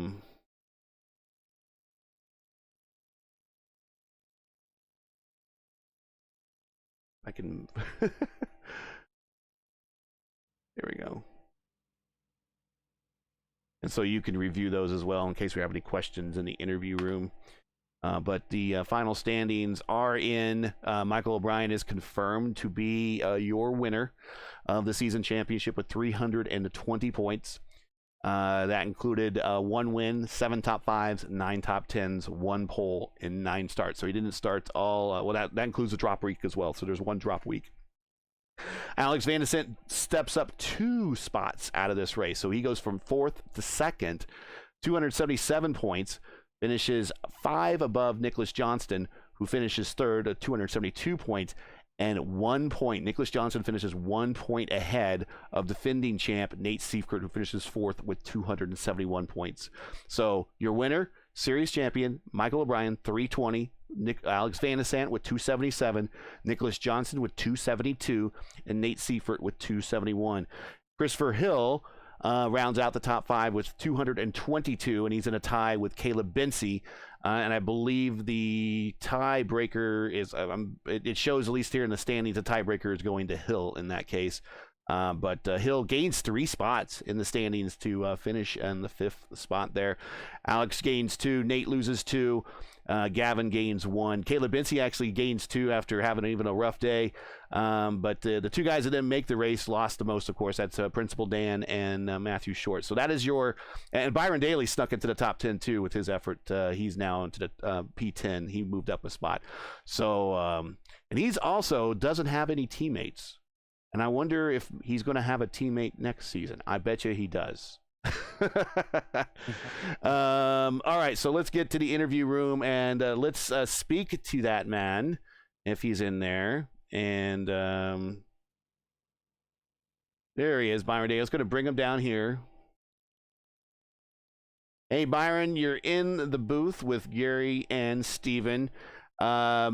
You were aided with a little bit of a bump and run up at the front. Nothing that you did wrong. You were just in the right place at the right time, but you were with these guys. You didn't let them out of your sight all day long.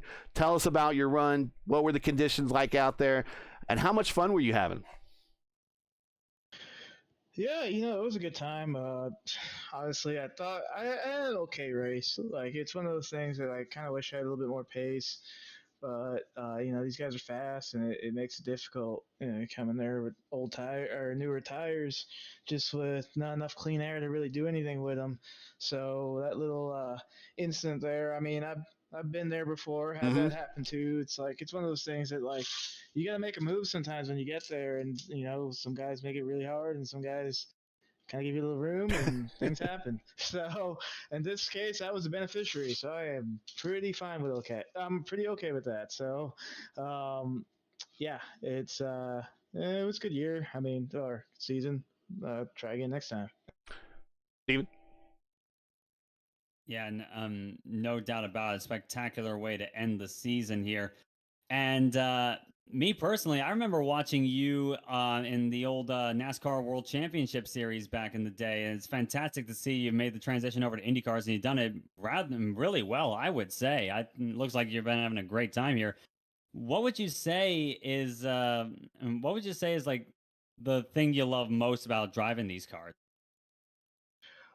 Honestly, I've always liked open wheel road racing, and after I did the NASCAR Side World Championship, I kind of got done with the oval stuff, and I was like, all right, well, I don't want to put the work in to ever get to that level again, because that's a lot. I kind of work and do real life things now, so it's kind of hard to put that effort in. So it's like, okay, well, let's do open wheel road racing. IndyCar was like definitely there's a lot of good IndyCar leagues. Really wanted to do that, and it's been a learning process, but between this and I road course kart in real life, I call it sprint kart, but it's effectively the same stuff you'd see kids doing these days. So kind of between road course racing in real life and wanting to get better at it in iRacing, it's just been a thing. So I'm happy to see it's been paying off. It's just taking a bit longer than I wish it did. Oh, it makes it all the sweeter when you do get there. And if this performance tonight is any indicator, you're getting closer to it. Well done, Byron. Thank you.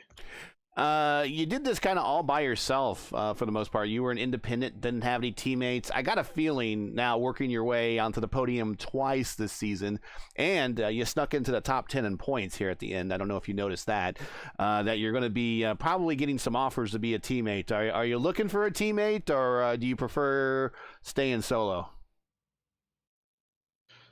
Honestly, I'd team up with anybody. Like for me, the biggest thing is next season I got to make sure to finish more races. I just that's a string of bad luck there, and it always seems to bite me at the worst time. But where I felt like I couldn't finish a race no matter what league I was in. But yeah, so anybody wants to team up, like I'm good. I'm ready for it. I think these last few performances have shown like.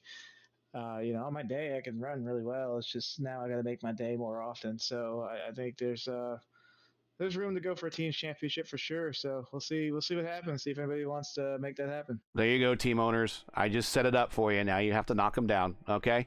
Go ahead and a great season. We've noticed that you were just in the thick of it all season long, and bad luck happens to everybody. It's happened to Nicholas Johnston. It happened to Alex Van Asant, and it's just sometimes who catches the least of the bad luck is the one who benefits the most. And Michael O'Brien is a beneficiary of that, and Nate Seifert, even though he had a little bad luck today, is a little beneficiary of that. So just kind of how the coin flips. But I trust that if you come back next season, I don't think that we will see you on that third step. I think we're going to see you on that first step sooner rather than later. So congratulations. Thanks for joining the series and bringing your talents over here. Go ahead and shout out to anybody you want to here for your P3. You definitely earned it. Take all the time you need. Oh yeah, I just want to thank everybody who organizes the league. You all for broadcasting. I run a blank car, so it's really easy. So all that's it. That's all I got. Till next time. Well, congratulations. Next season starts July 22nd. We're going to see you there. Yeah, if I can make it, I definitely want to be here. This was a ton of fun, and I'm looking forward to doing it again. All right, there we go. We got a soft verbal commitment there. So thank you very much, Byron. Congratulations on the P3. Congratulations for cracking the top 10. Thank you for running with us this season, and we hope to see you here in a couple weeks. Thank you. We'll move him back up to the waiting room. Let's go ahead and bring down Alex Van Asant, your winner. Here we go. Hey, Alex, congratulations. Brilliant strategy. First things first, though. What happened on that last lap? Oh, yeah, I was just trying to push to see what would happen. Brake bias was further back with the slightly cooler tires, and I had overheated them, and so it, just lost it a little bit into the into China Beach. So now, actually, you made me look pretty smart because I said something along the lines like, we have seen people spin out on the last lap and take victory from a firm grasp. And just no sooner did I really say that is that you started to go off on the, and I'm like, thanks for making me look smart. Hopefully I didn't make a jinx you or anything like that. But back to the strategy that got you the win was a single stop strategy. How were you able to be so fast late in that first stint on those worn tires? Was it solely the light tanks, or did you just have a good feel and you were in the zone today? Yeah, no, this is definitely one of my best tracks and one of my favorites. It was I grew up in Ohio, so it was like sort of my home track. I've been to pretty much every IndyCar race that I've been alive for there. So, both in real life and in the sim, it's one of my favorites. So I was honestly not super prepared for this race, but I know this track very well. And then that combined with, the light tank. And then when you're fuel saving that much, especially early on, you don't wear the tires out as much. So especially you get a lot less wheel spin out of the corners. And so you're very rear limited here usually. So by saving fuel, you also save tires just passively. And so that's why I was able to keep up quite a bit more than I expected by the end of the race. Other than the strategy, I mean, when did you decide? That's kind of my question is, when did you decide you were going to go with the single stop versus the two stop? I'm guessing that this is something that you've run a lot of races here, so you pretty much already kind of knew what the consumption was going to be. But when did you make the decision that you were going to make the single stop? Was that all the way at the front, or was that midway through the run? You're not going to make the single stop then? Right before qualifying. Okay. Yeah, when I looked at the fuel numbers and realized, oh, it's only 3 laps a stint to save, like that, I can absolutely hit that. Like, I've saved more than that here, so it's, yeah, just might as well go for it. I wish I had had slightly better track position at the start, but then just all that chaos at the beginning helped anyway. Yeah. So, yeah, and at that point, like, like, okay, I'm right behind the leader, lap 1. I mean, I'm going to be totally fine as long as, I'm ahead of everybody else that's saving, and I'll be all set. Last question before I hand it off to Steven. Kind of a season of what ifs. What if you didn't spin out at the Homestead? What if that start at Phillip Island didn't happen? You finished P2 in the points. I would imagine it would have been a lot closer. As you sign off tonight and kind of reflect on the season, are you kind of kicking yourself a little bit on those off moments for you that happened in those races, thinking that you could have been, because you finished P2, you weren't that far off. But could you kind of kick yourself for some of those errors, unforced or forced otherwise? Definitely. I mean, I was P4 coming into this race. I think every race this season that I qualified on pole, I wrecked myself in the first few laps. So there was just some kind of curse there. I mean, it happened in Chicago, Homestead, and Mount Panorama. Mount Panorama, yep. Yeah, in all 3 of those races, I knew I was going to be extremely competitive. I had good pace both in qualifying and the race, and having the track position at the start would have made just those races a whole lot easier. But then, yeah, I just couldn't keep it together, and so I don't know why. Hopefully, this win turns things around. I've had a pretty good week so far, especially with. Got my first win in the Indy Elite Series. Nice. Had a solid run in the Indy Open Series last night. So, yeah, hopefully I'm just getting some momentum back and I can carry that through and have a really strong start again next season. Yeah, and in a season of what could have been, next season starts July 22nd. We're going to see a new lineup. Yeah, no, I'll definitely be there at this point. Good. I gotta think you're a championship favorite next season for sure. But Steven, you got a question for him? Well, one question I've had was the start in particular. When you saw the incident with Siefker and co, what was you started 5th, obviously, so. What was going through your mind at that point? You obviously had your fuel strategy in mind, but you think, would you say that was even more of a blessing and that contributed to the win, or you figured you had some sort of an idea of how it would go to begin with? Yeah, I mean the start was definitely better than I expected. I didn't think I'd be P2 by the end of the back straight, but yeah, I apologize to Nate for I think I squeezed him a little bit, but I didn't really realize we were 3 wide until I saw him go around and Michael was right there. So I knew turn 1 was just going to be extremely tight, and I was expecting to get turned out there. So I was I had accepted whatever fate would be bestowed upon me. So, but yeah, it worked out for me, I guess. Sorry about Nate, but yeah, that's just how it goes. And also, given that you and your teammate were unique in that you guys were the only ones that, to my knowledge, that went for the one-stop strategy tonight. Obviously, we have different fuel map settings in the car. We can turn down the engine to whatever we need to be able to get to that distance. But you cut it 50-50 right down the middle in terms of laps and the amount of fuel you were getting. Were you full fuel save in map 5, or were you putting a little bit leaner than that just to have that balance? Yeah, so that was actually a bit of a mistake. I intended to go 1 extra lap for the first stint, and then it'd be even easier for the second. But with 10 laps to go or so, I just miscalculated how much I would need. So I moved up and started burning a bit more. And then with a couple laps more left, I realized, I'm only going to be able to do 28. mean, it's still plenty, but so that did cost me a little bit. But yeah, I was in map 5 for the first 20 laps of both stints. Big lift and coast into the keyhole in China Beach, as well as turn 1. You could just kind of coast in and not use the brake, a little bit just to rotate the car. Yeah, I also broke my wing with a couple laps to go in the first run. So I had a 5-second wing change in the pits and lost a bit of time just because the car wouldn't turn as much. It just caught one of the cones out of turn 1, which is annoying. They wouldn't be there in real life, but it is what it is. Well, won the race. You bookend the season with wins. You got to be one of the championship contenders for next year. You moved yourself in the P2 in the championship with your effort. All in all, not too bad. With that said, you got the mic. Go ahead and shout out to anybody you want. You earned it, so it's all yours. Yeah, I mean, big thanks to, first of all, my teammate Matt Taylor. He was able to do the first few races, but then he had some issues for this last part of the season. So, but yeah, it was great working with him at the start. I think we learned a lot from each other, and yeah, it's always fun racing with him.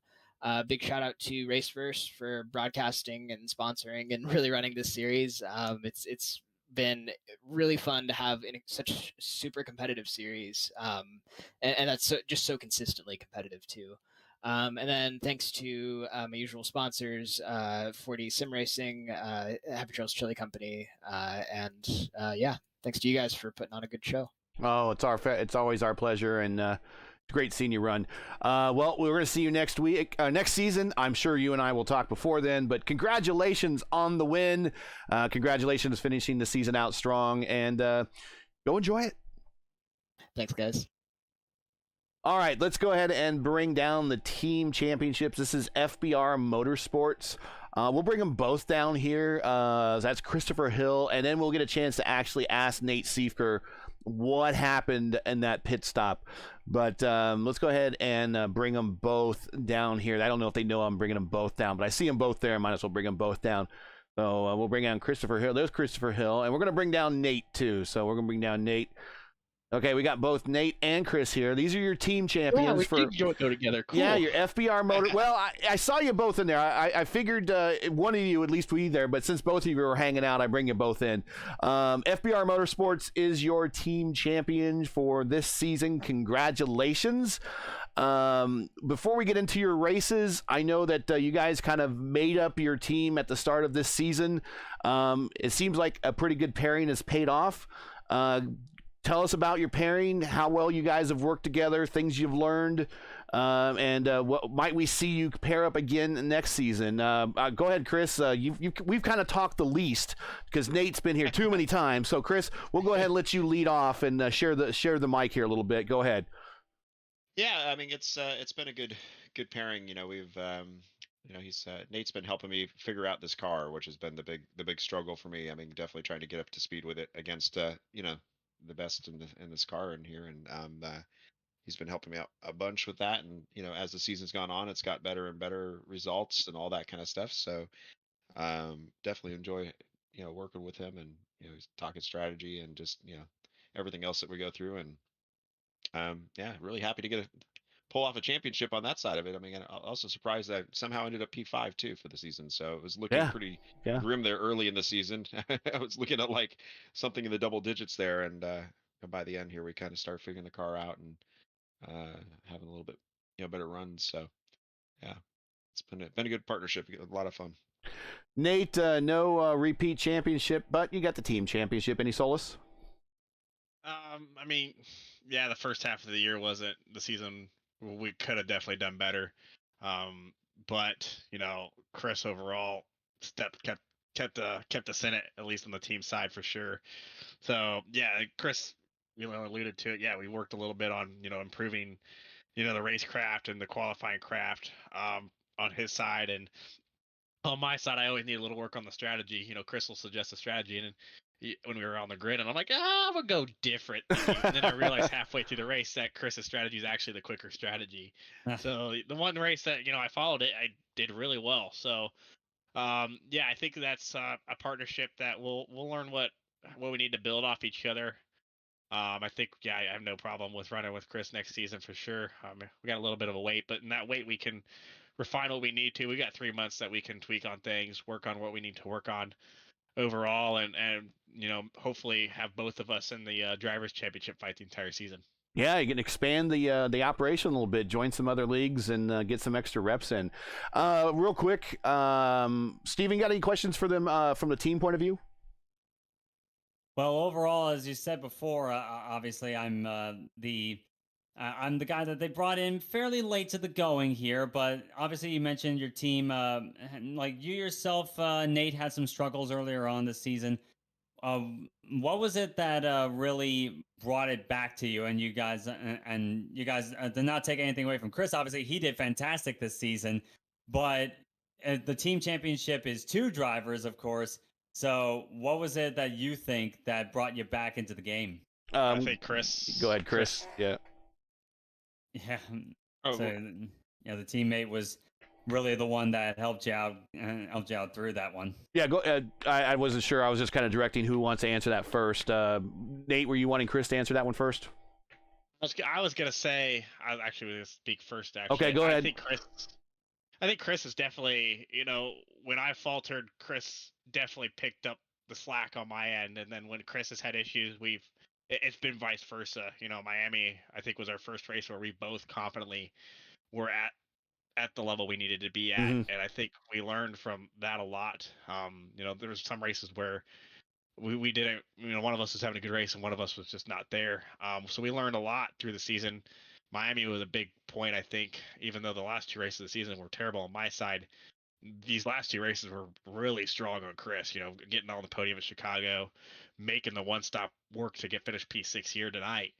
So stuff like that, I think, as long as Chris continues, as long as we as a team and unit continue to build on that and working with, the strengths, getting Chris to, be that reliable person, and me trying, to be more, less crashing per se. I don't want to say I crashed too much this season, but there's been too many mistakes on my end. So fixing those and helping Chris increase the pace and learn the car, I think will definitely help our chances next season. And honestly, that's the kind of team relationship that I absolutely adore. I love having teammates like that. And really, that's a great way to get you guys back in the momentum. And you guys won a team championship from that. Congratulations. Yeah, it's awesome. Thank you so much. It's been a pleasure to race with Nate this season and a lot of fun. So looking forward to next season. Some interesting races on the calendar too. So Oh yeah, that's for that'll be fun, sure. just to mix it up. Real quickly, before we let you go to do shout-outs or anything, while we got you here, we do want to let you have it talk about what happened during your race. Chris, you went with the one-stop strategy. It seemed to work well for you. Although you started at the shotgun on the field, was that the plan, or just had a hard time getting in here in time for qualifications? I was about 2 minutes away from missing it. I got stuck at work a little longer, so didn't get a chance to practice, didn't get a chance to do anything, and I just kind of I had done like a couple laps the night before and saw the one stop might be a possibility, and I figured from the back of the field that would be maybe a little safer than trying to push, especially without the practice. So I decided just to give it a gamble and see if it would work, and hit the numbers. And I literally ran out of fuel after I crossed the start finish line in the final lap. So it ended up being just about perfect on that. I definitely didn't have the pace tonight to keep with the top 5, but that wasn't what it was about tonight when I was looking at the one stop, and it ended up working out pretty decent, all things considered. So considering all things, I'm pretty happy to get that get up there in top 6. So definitely could be stronger with a little more practice and stuff, but next season we'll be a little more prepared and a little bit more ready. So how sick does that make you at home, folks, when you hear that I had little practice time, I just jump in here, start from the shotgun in the field, and manage to drive it up the 6th spot? That's just truly sickening. Says a lot about your skill. Congratulations on that. Appreciate it. On Nate, let's go ahead and get the elephant in the room here. You were there 1 minute, and then the next minute you're a lap down. What happened? Yeah, the worst start of the season just had to be tonight. Just a little bit of wheel spinning. When you are so aggressive on the clutch buy points that some of the elite guys are, like Alex. Alex is fantastic on starts, but what happened to him at Mount Panorama happened to me. When it goes wrong, it goes wrong terribly, and that's what happened tonight. Just a little bit of wheel spin, and that was my death wish there. I was going to go around all day, every day, and I think I did a pretty decent job to keep it out of the wall. And we drove through the field, getting up to P8. I think by the time we pitted, and then I don't know if it was a pit glitch or if it was a brain fade, what it was. But I thought the message disappeared, and I turned off the pit limiter, and I guess I was out of the pit lane. So we got a 40-second hold. Ah, So we okay. had to serve. So that really put us a lap down, and from there we followed Byron all the way from there, pretty much to past everybody that we could. Doing the Verstappen and 15 strat where we just camped behind him and went fast when they got blue flags. So that's how we managed to get 11th. We almost had 10th at the line. But I'm glad we got the team championship at least tonight still. That is one, if there's a positive tonight, it's that. And also Chris's race as well, for sure. That if Chris didn't finish where he was, I don't think we're in that championship fight for the team. So congrats to him. He did a fantastic job getting us where we needed to be at. I'm not sure how close we were in the team championship. Let me see. It was 493 to 483. And there were two of you against just one for Infinite Black on the track. So, yeah. Just a couple positions either way for either one of you, and we're not talking to you. So very much so. Yeah, for sure. Okay, because we were curious. We just saw you one minute you were there, and the next minute you were a lap down, and we weren't sure what happened. We were just kind of speculating. But congratulations, gentlemen. You won the team championship for this season. I suppose we will definitely see you for next season for sure with this pairing. I think it's going to be probably a hard task to beat you guys again next season, considering you probably going to be favorites going into next season for the team championship. Either one of you can take this question, and then you can hand it off to the next guy, whoever wants to follow up. But shout outs, anybody you want to. The mic is all yours. Congratulations. You want to go first? Yeah, sure. Okay. Well, I mean, first off, just thank them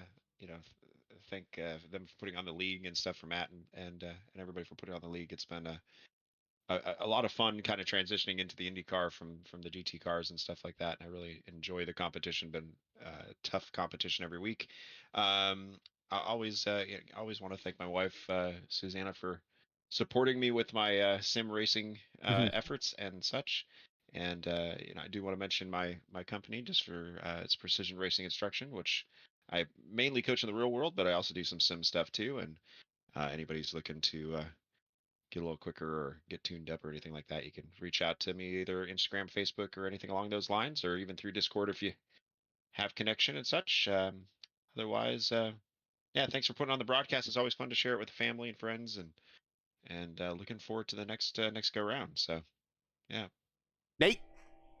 Yeah, thank you guys since you're up here for broadcasting. Gary, you do a fantastic job. Broadcasting so most the masses can see. So thank you, Gary. Thank you, Seven, for coming in tonight. Really appreciate it.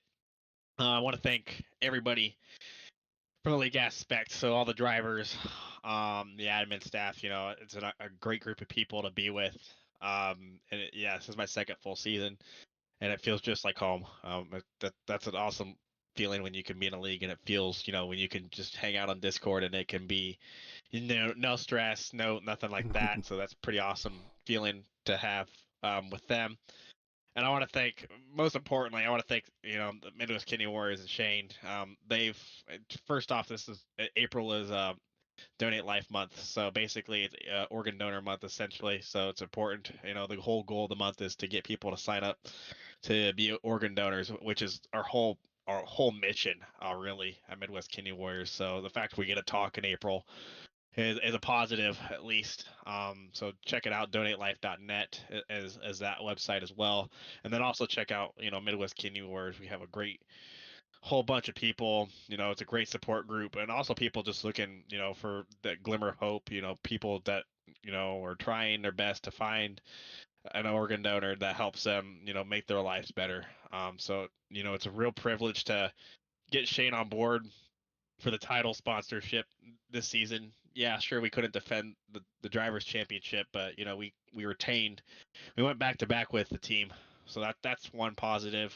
We're glad we had Midwest Kenny Awards at least on the side of my car for that. So I'll take that. We'll have them on the side of the board, on the side of the car. There we go. Next season, and hopefully we'll bring the 2 back, and hopefully go back to the 1 season 4. All right. Well, congratulations on the back-to-back. Congratulations on your top 10 today, Chris.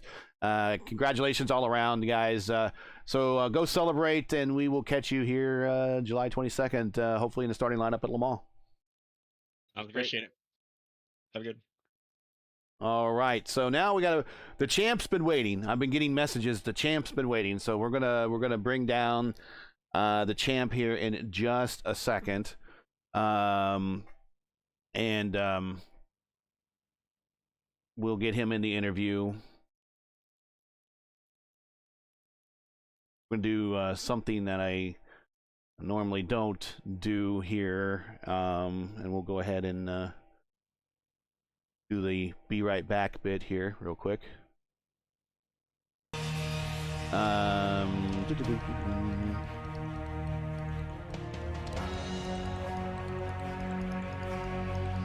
This and find Michael O'Brien's race lap here.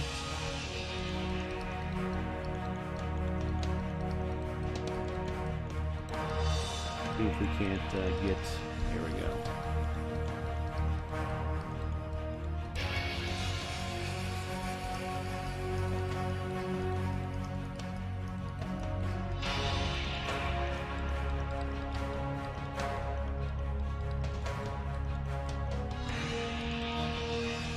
Messed it up. We're trying to get a race lap of his here on slow motion. There we go. There we go. All right, let's bring down the champ here. Let's get back onto here he is. All right, champ, you're here. Sorry about that. We had to get other business out of the way, but believe me, we will give you the mic for as much as you want. First of all, let's get the race bit out of the way. Finished on the podium here, P2. You had 7 top 5 finishes this season. Only 1 win, but you had the most top 5s, and that really was the key to your championship. Tell us about the race first, and then we'll talk about the championship next.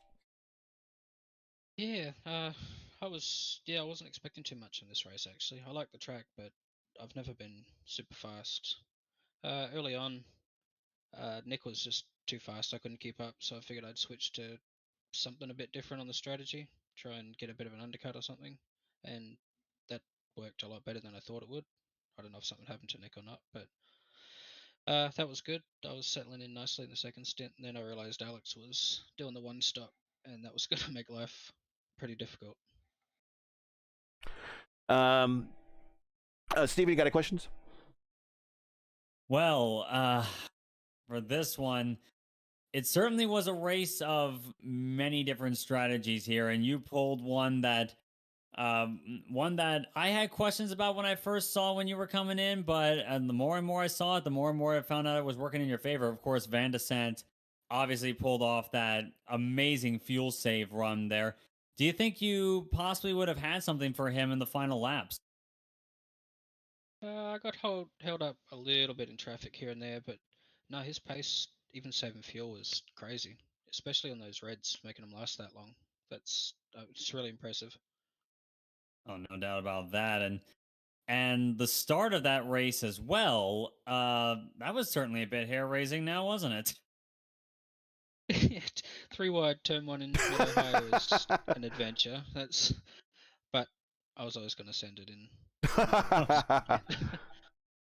I'm sure Nate Siefker, if he hears that one, he's going to be asking a few questions on here and that, because he unfortunately was the guy who got off the worst of it. But the end of the day, I mean, you went for it, even though you were the guy that had the least to lose. You were the championship leader coming in, of course, and really, it's been a fantastic season, very consistent season from everything I've seen of you this season, and consistency wins championships more than any other factor from what I've seen, and you pulled that off to a T. Yeah, I think it's genuinely probably the most consistent season I've ever done at anything. I think it's the first championship I've ever won in sim racing too. Wow. Wow. I've yeah, last week was not great, but even my bad days, I've been able to mostly get in the top 5, which is not a usual thing for me, to be honest. Well, it's not unheard of in the history of IndyCar for someone that doesn't even have a win to win the national championship. Back in '78, Tom Sneva won the national championship, driving for Team Penske at the time, and didn't have a single win. He just was consistently top 5 and top 10s, and that's all you need to do. And we covered the top split for the Monday fixed strength of field race, and last season's champion there only had one win, but consistently finished top 5s and won that championship as well. So it's a proven formula. You also won the Rookie of the Year, so congratulations on that. Although we said in the broadcast, we argue you're no rookie because we race against you in other leagues. But congratulations on that. I suppose now, since you will have the number 1 placard, we will see you next season starting January or July 22nd. It sort of depends. I would like to. It's just with other league commitments. If there's too many triple headers, I might have to not do all of it. See, the triple headers are hard. That's a lot of practice. Yeah. Into a week. I understand. Also now, thoughts on the season-long championship. Can you pinpoint really one moment where you think that was the make or break moment for the championship? I think the win at Bathurst was, well, being just kind of cool to get a home run. But yeah, that sort of it cemented me near the top of the grid, which was good for motivation, good for championship, all that. And just the main competitors had a couple of rough races early in the season, so that helped a lot. Like Nick and Nate both had a really strong second half of the season. I guess now's the time that we'll just hand the microphone to you and just be quiet. Any shout outs? Anybody want to say hi to, thank for, whatever? It's all yours here, man. You earned it. Go ahead, take all the time you need. Yeah, thanks to everyone for some great racing this year. I've had a ton of fun. This is just keep my skills up idea eventually, but it turned into just a ton of fun. Thanks to Matt, Houston, Dakota, yourself, everyone, all the admins and stuff involved in the league. There's a lot that goes on behind the scenes, and it's not always appreciated. That's about it really. Thanks. Just thanks to everyone. Everyone's been really friendly and welcoming.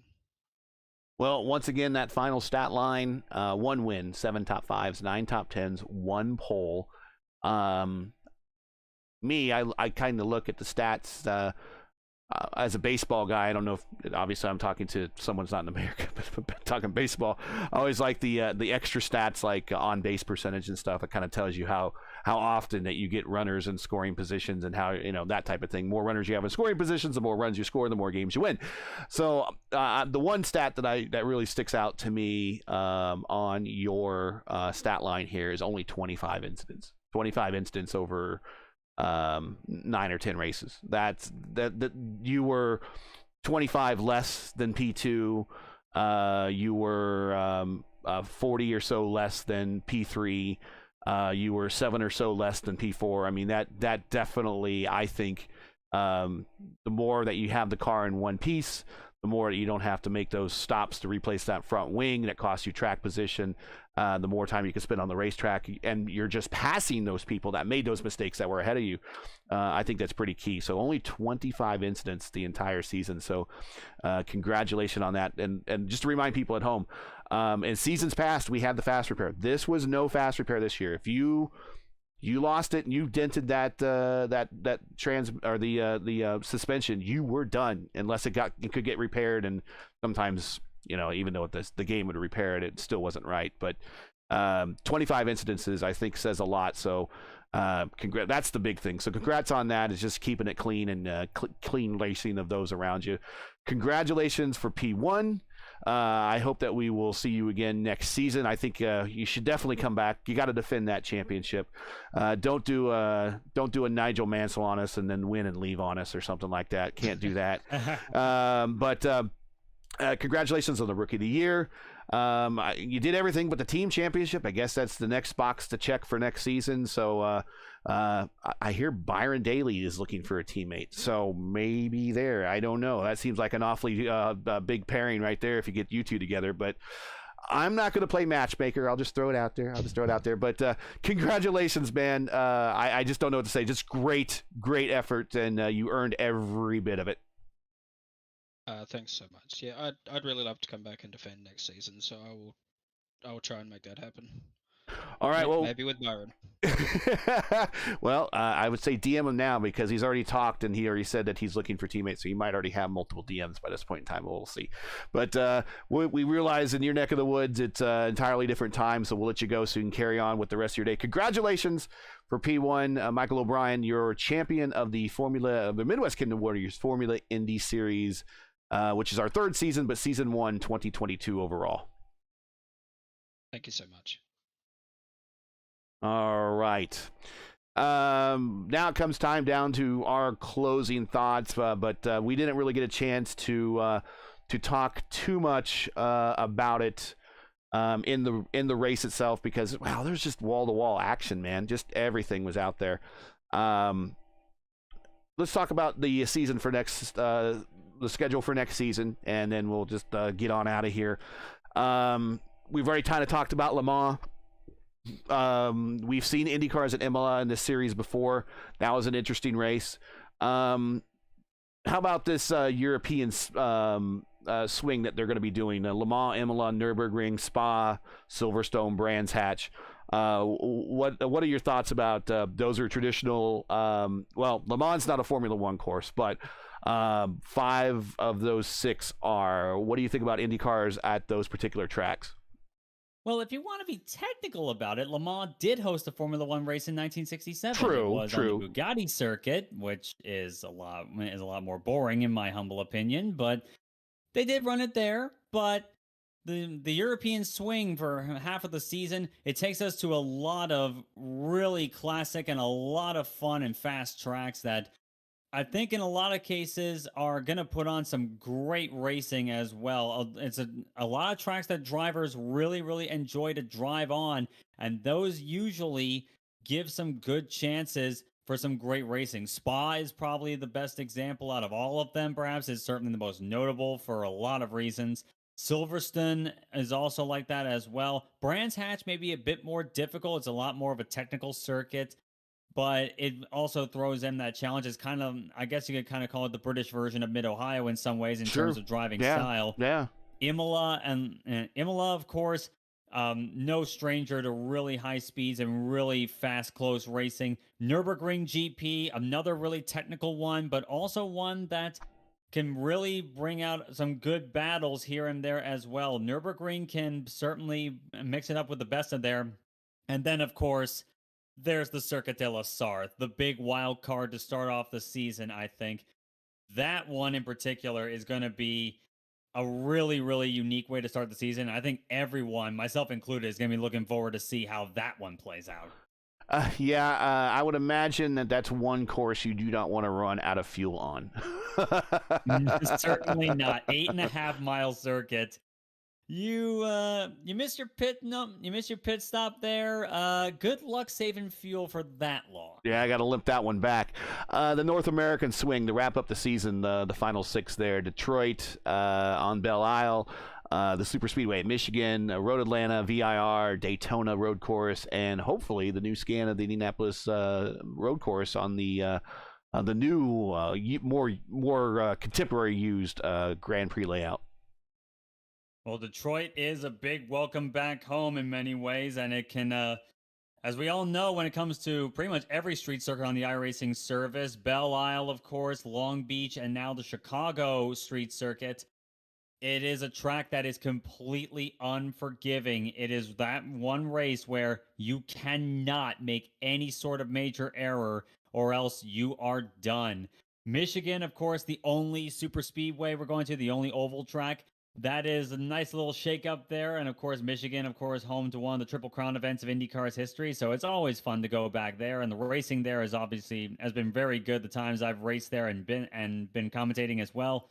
Road Atlanta, one of my personal favorites. It is, in my opinion, criminally underrated when it comes to driving open wheelers. It's funny how you say criminal there.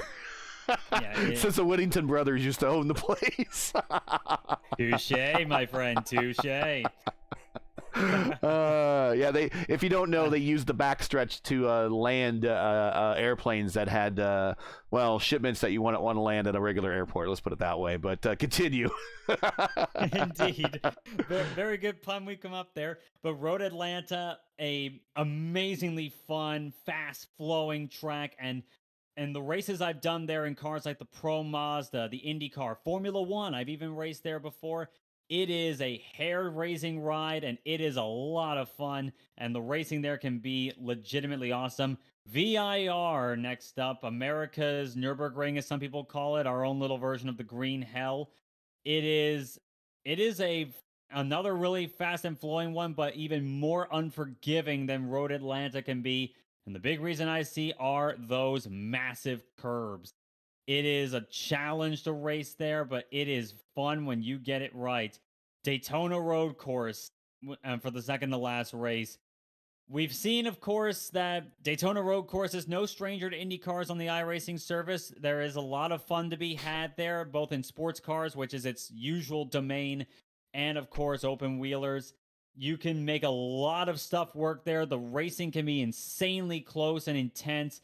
And you can have a guy starting like the last lap in the back of the pack race for a top 5 and come out on top, and that can be a completely amazing show, kind of like the American version of Le Mans, I would wager.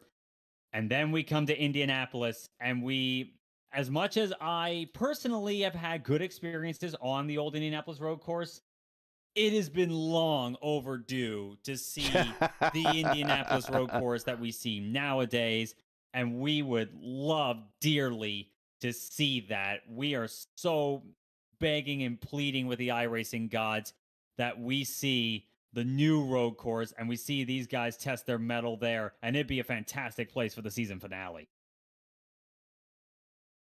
Well, that is next season. Again, if you're interested, make sure to search out Formula Indy Series on iRacing, join the Discord, sign up, make sure that you meet the minimum requirements, and this season will kick off. As you see, I kept saying July. Did I keep saying July 22nd? Okay, I'm wrong. Maybe I said July 22nd. I meant July 12th. If I did say 22nd, it's but July 12th, 2022, that's probably where I saw the 22 from.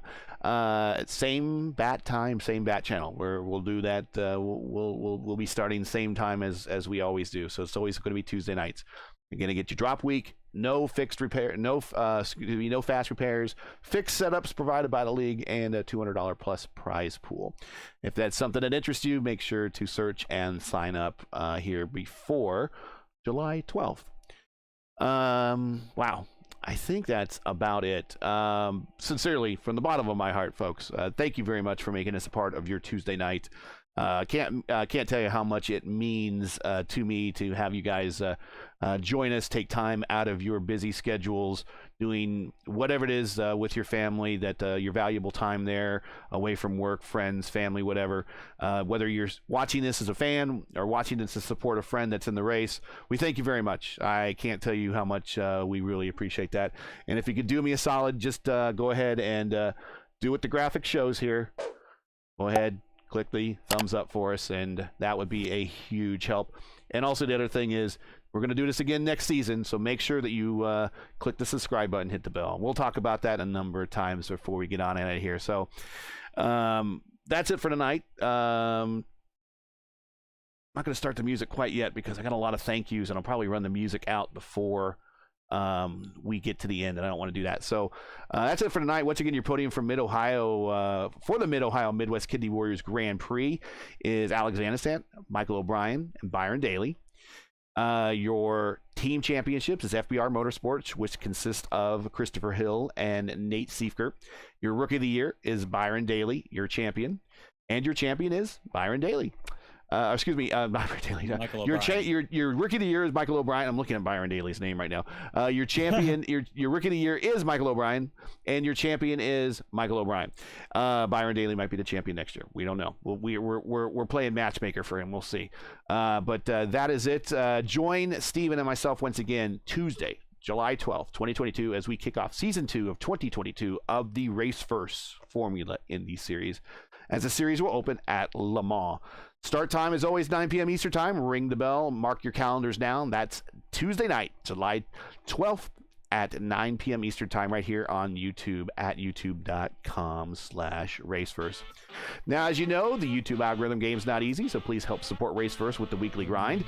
Leave a comment below. Let us know about tonight's race. And if you enjoyed tonight's coverage, please support us by smashing the like in the video. If you're new, click subscribe, and while at it, hit the bell for weekly reminders so you don't miss out on more RaceFirst's iRacing programming, including our Monday night Indy Fix Top Split coverage at 8:15 Eastern Time. And on NTT IndyCar Race Weeks this season, join us the Friday before the big race at 3 p.m. Eastern Time as we bring you the action from the IndyCar iRacing Series Top Split. This week is Long Beach, so join myself and Turn 4 Racing's Nick Sudik and your teammate, NHR Esports' Isaac Morris, as we'll bring you the action from the beach right here on YouTube at youtube.com/RaceFirst. Keep your browser set here for the most in-depth IndyCar knowledge at all of iRacing. RaceFirst, we are your IndyCar experts. Midwest Kidney Warriors Pole and Fast Lap Awards paid for by Let's Race. Let's Race, the best place here to show off your iRacing skills and win some cash to pay off those cars and tracks. Let Race is hosting a free entry race with cash and prizes on Sunday, April 10th at 7 p.m. at the iRacing Super Speedways. That's right, Indy Cars at iRacing Super Speedway. Let's join the Let's Race Discord using the link in today's event description and sign up today. Don't be last. Midwest Kidney Warriors Formula Indy Series Ride Along sponsorship paid for KidWorks OC. KidWorks OC restores Orange County, California's at-risk neighborhoods, one life at a time. Go to KidWorks OC today and see how you can help restore at-risk neighborhoods and make a difference in a child's life. Formula Indy Series naming rights and Mid-Ohio Grand Prix sponsorship paid for by Midwest Kidney Warriors. Midwest Kidney Warriors is a 501c3 nonprofit organization that advocates life for those battling kidney disease. There are several kidney warriors needing a life-saving transplant, and many require a living donor. For more information, please visit their website at midwestkidneywarriors.com or stop by their group page on Facebook today. For business inquiries and learn more about RaceFirst and what we could do for you, visit racefirst.com or follow us on Twitter. You can follow me, Gary Gotso, on Twitter at Gary Gotso. So, for Stephen Larkamp, everyone at RaceFirst, I'm Gary Gotso saying to all, thanks for watching. We really mean that. And to all the men and women serving in the military and as first responders, Godspeed, God bless, and come home safe.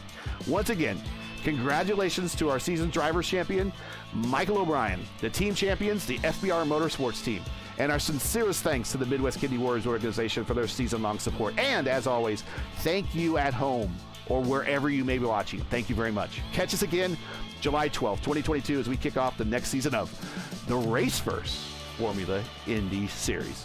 Good night.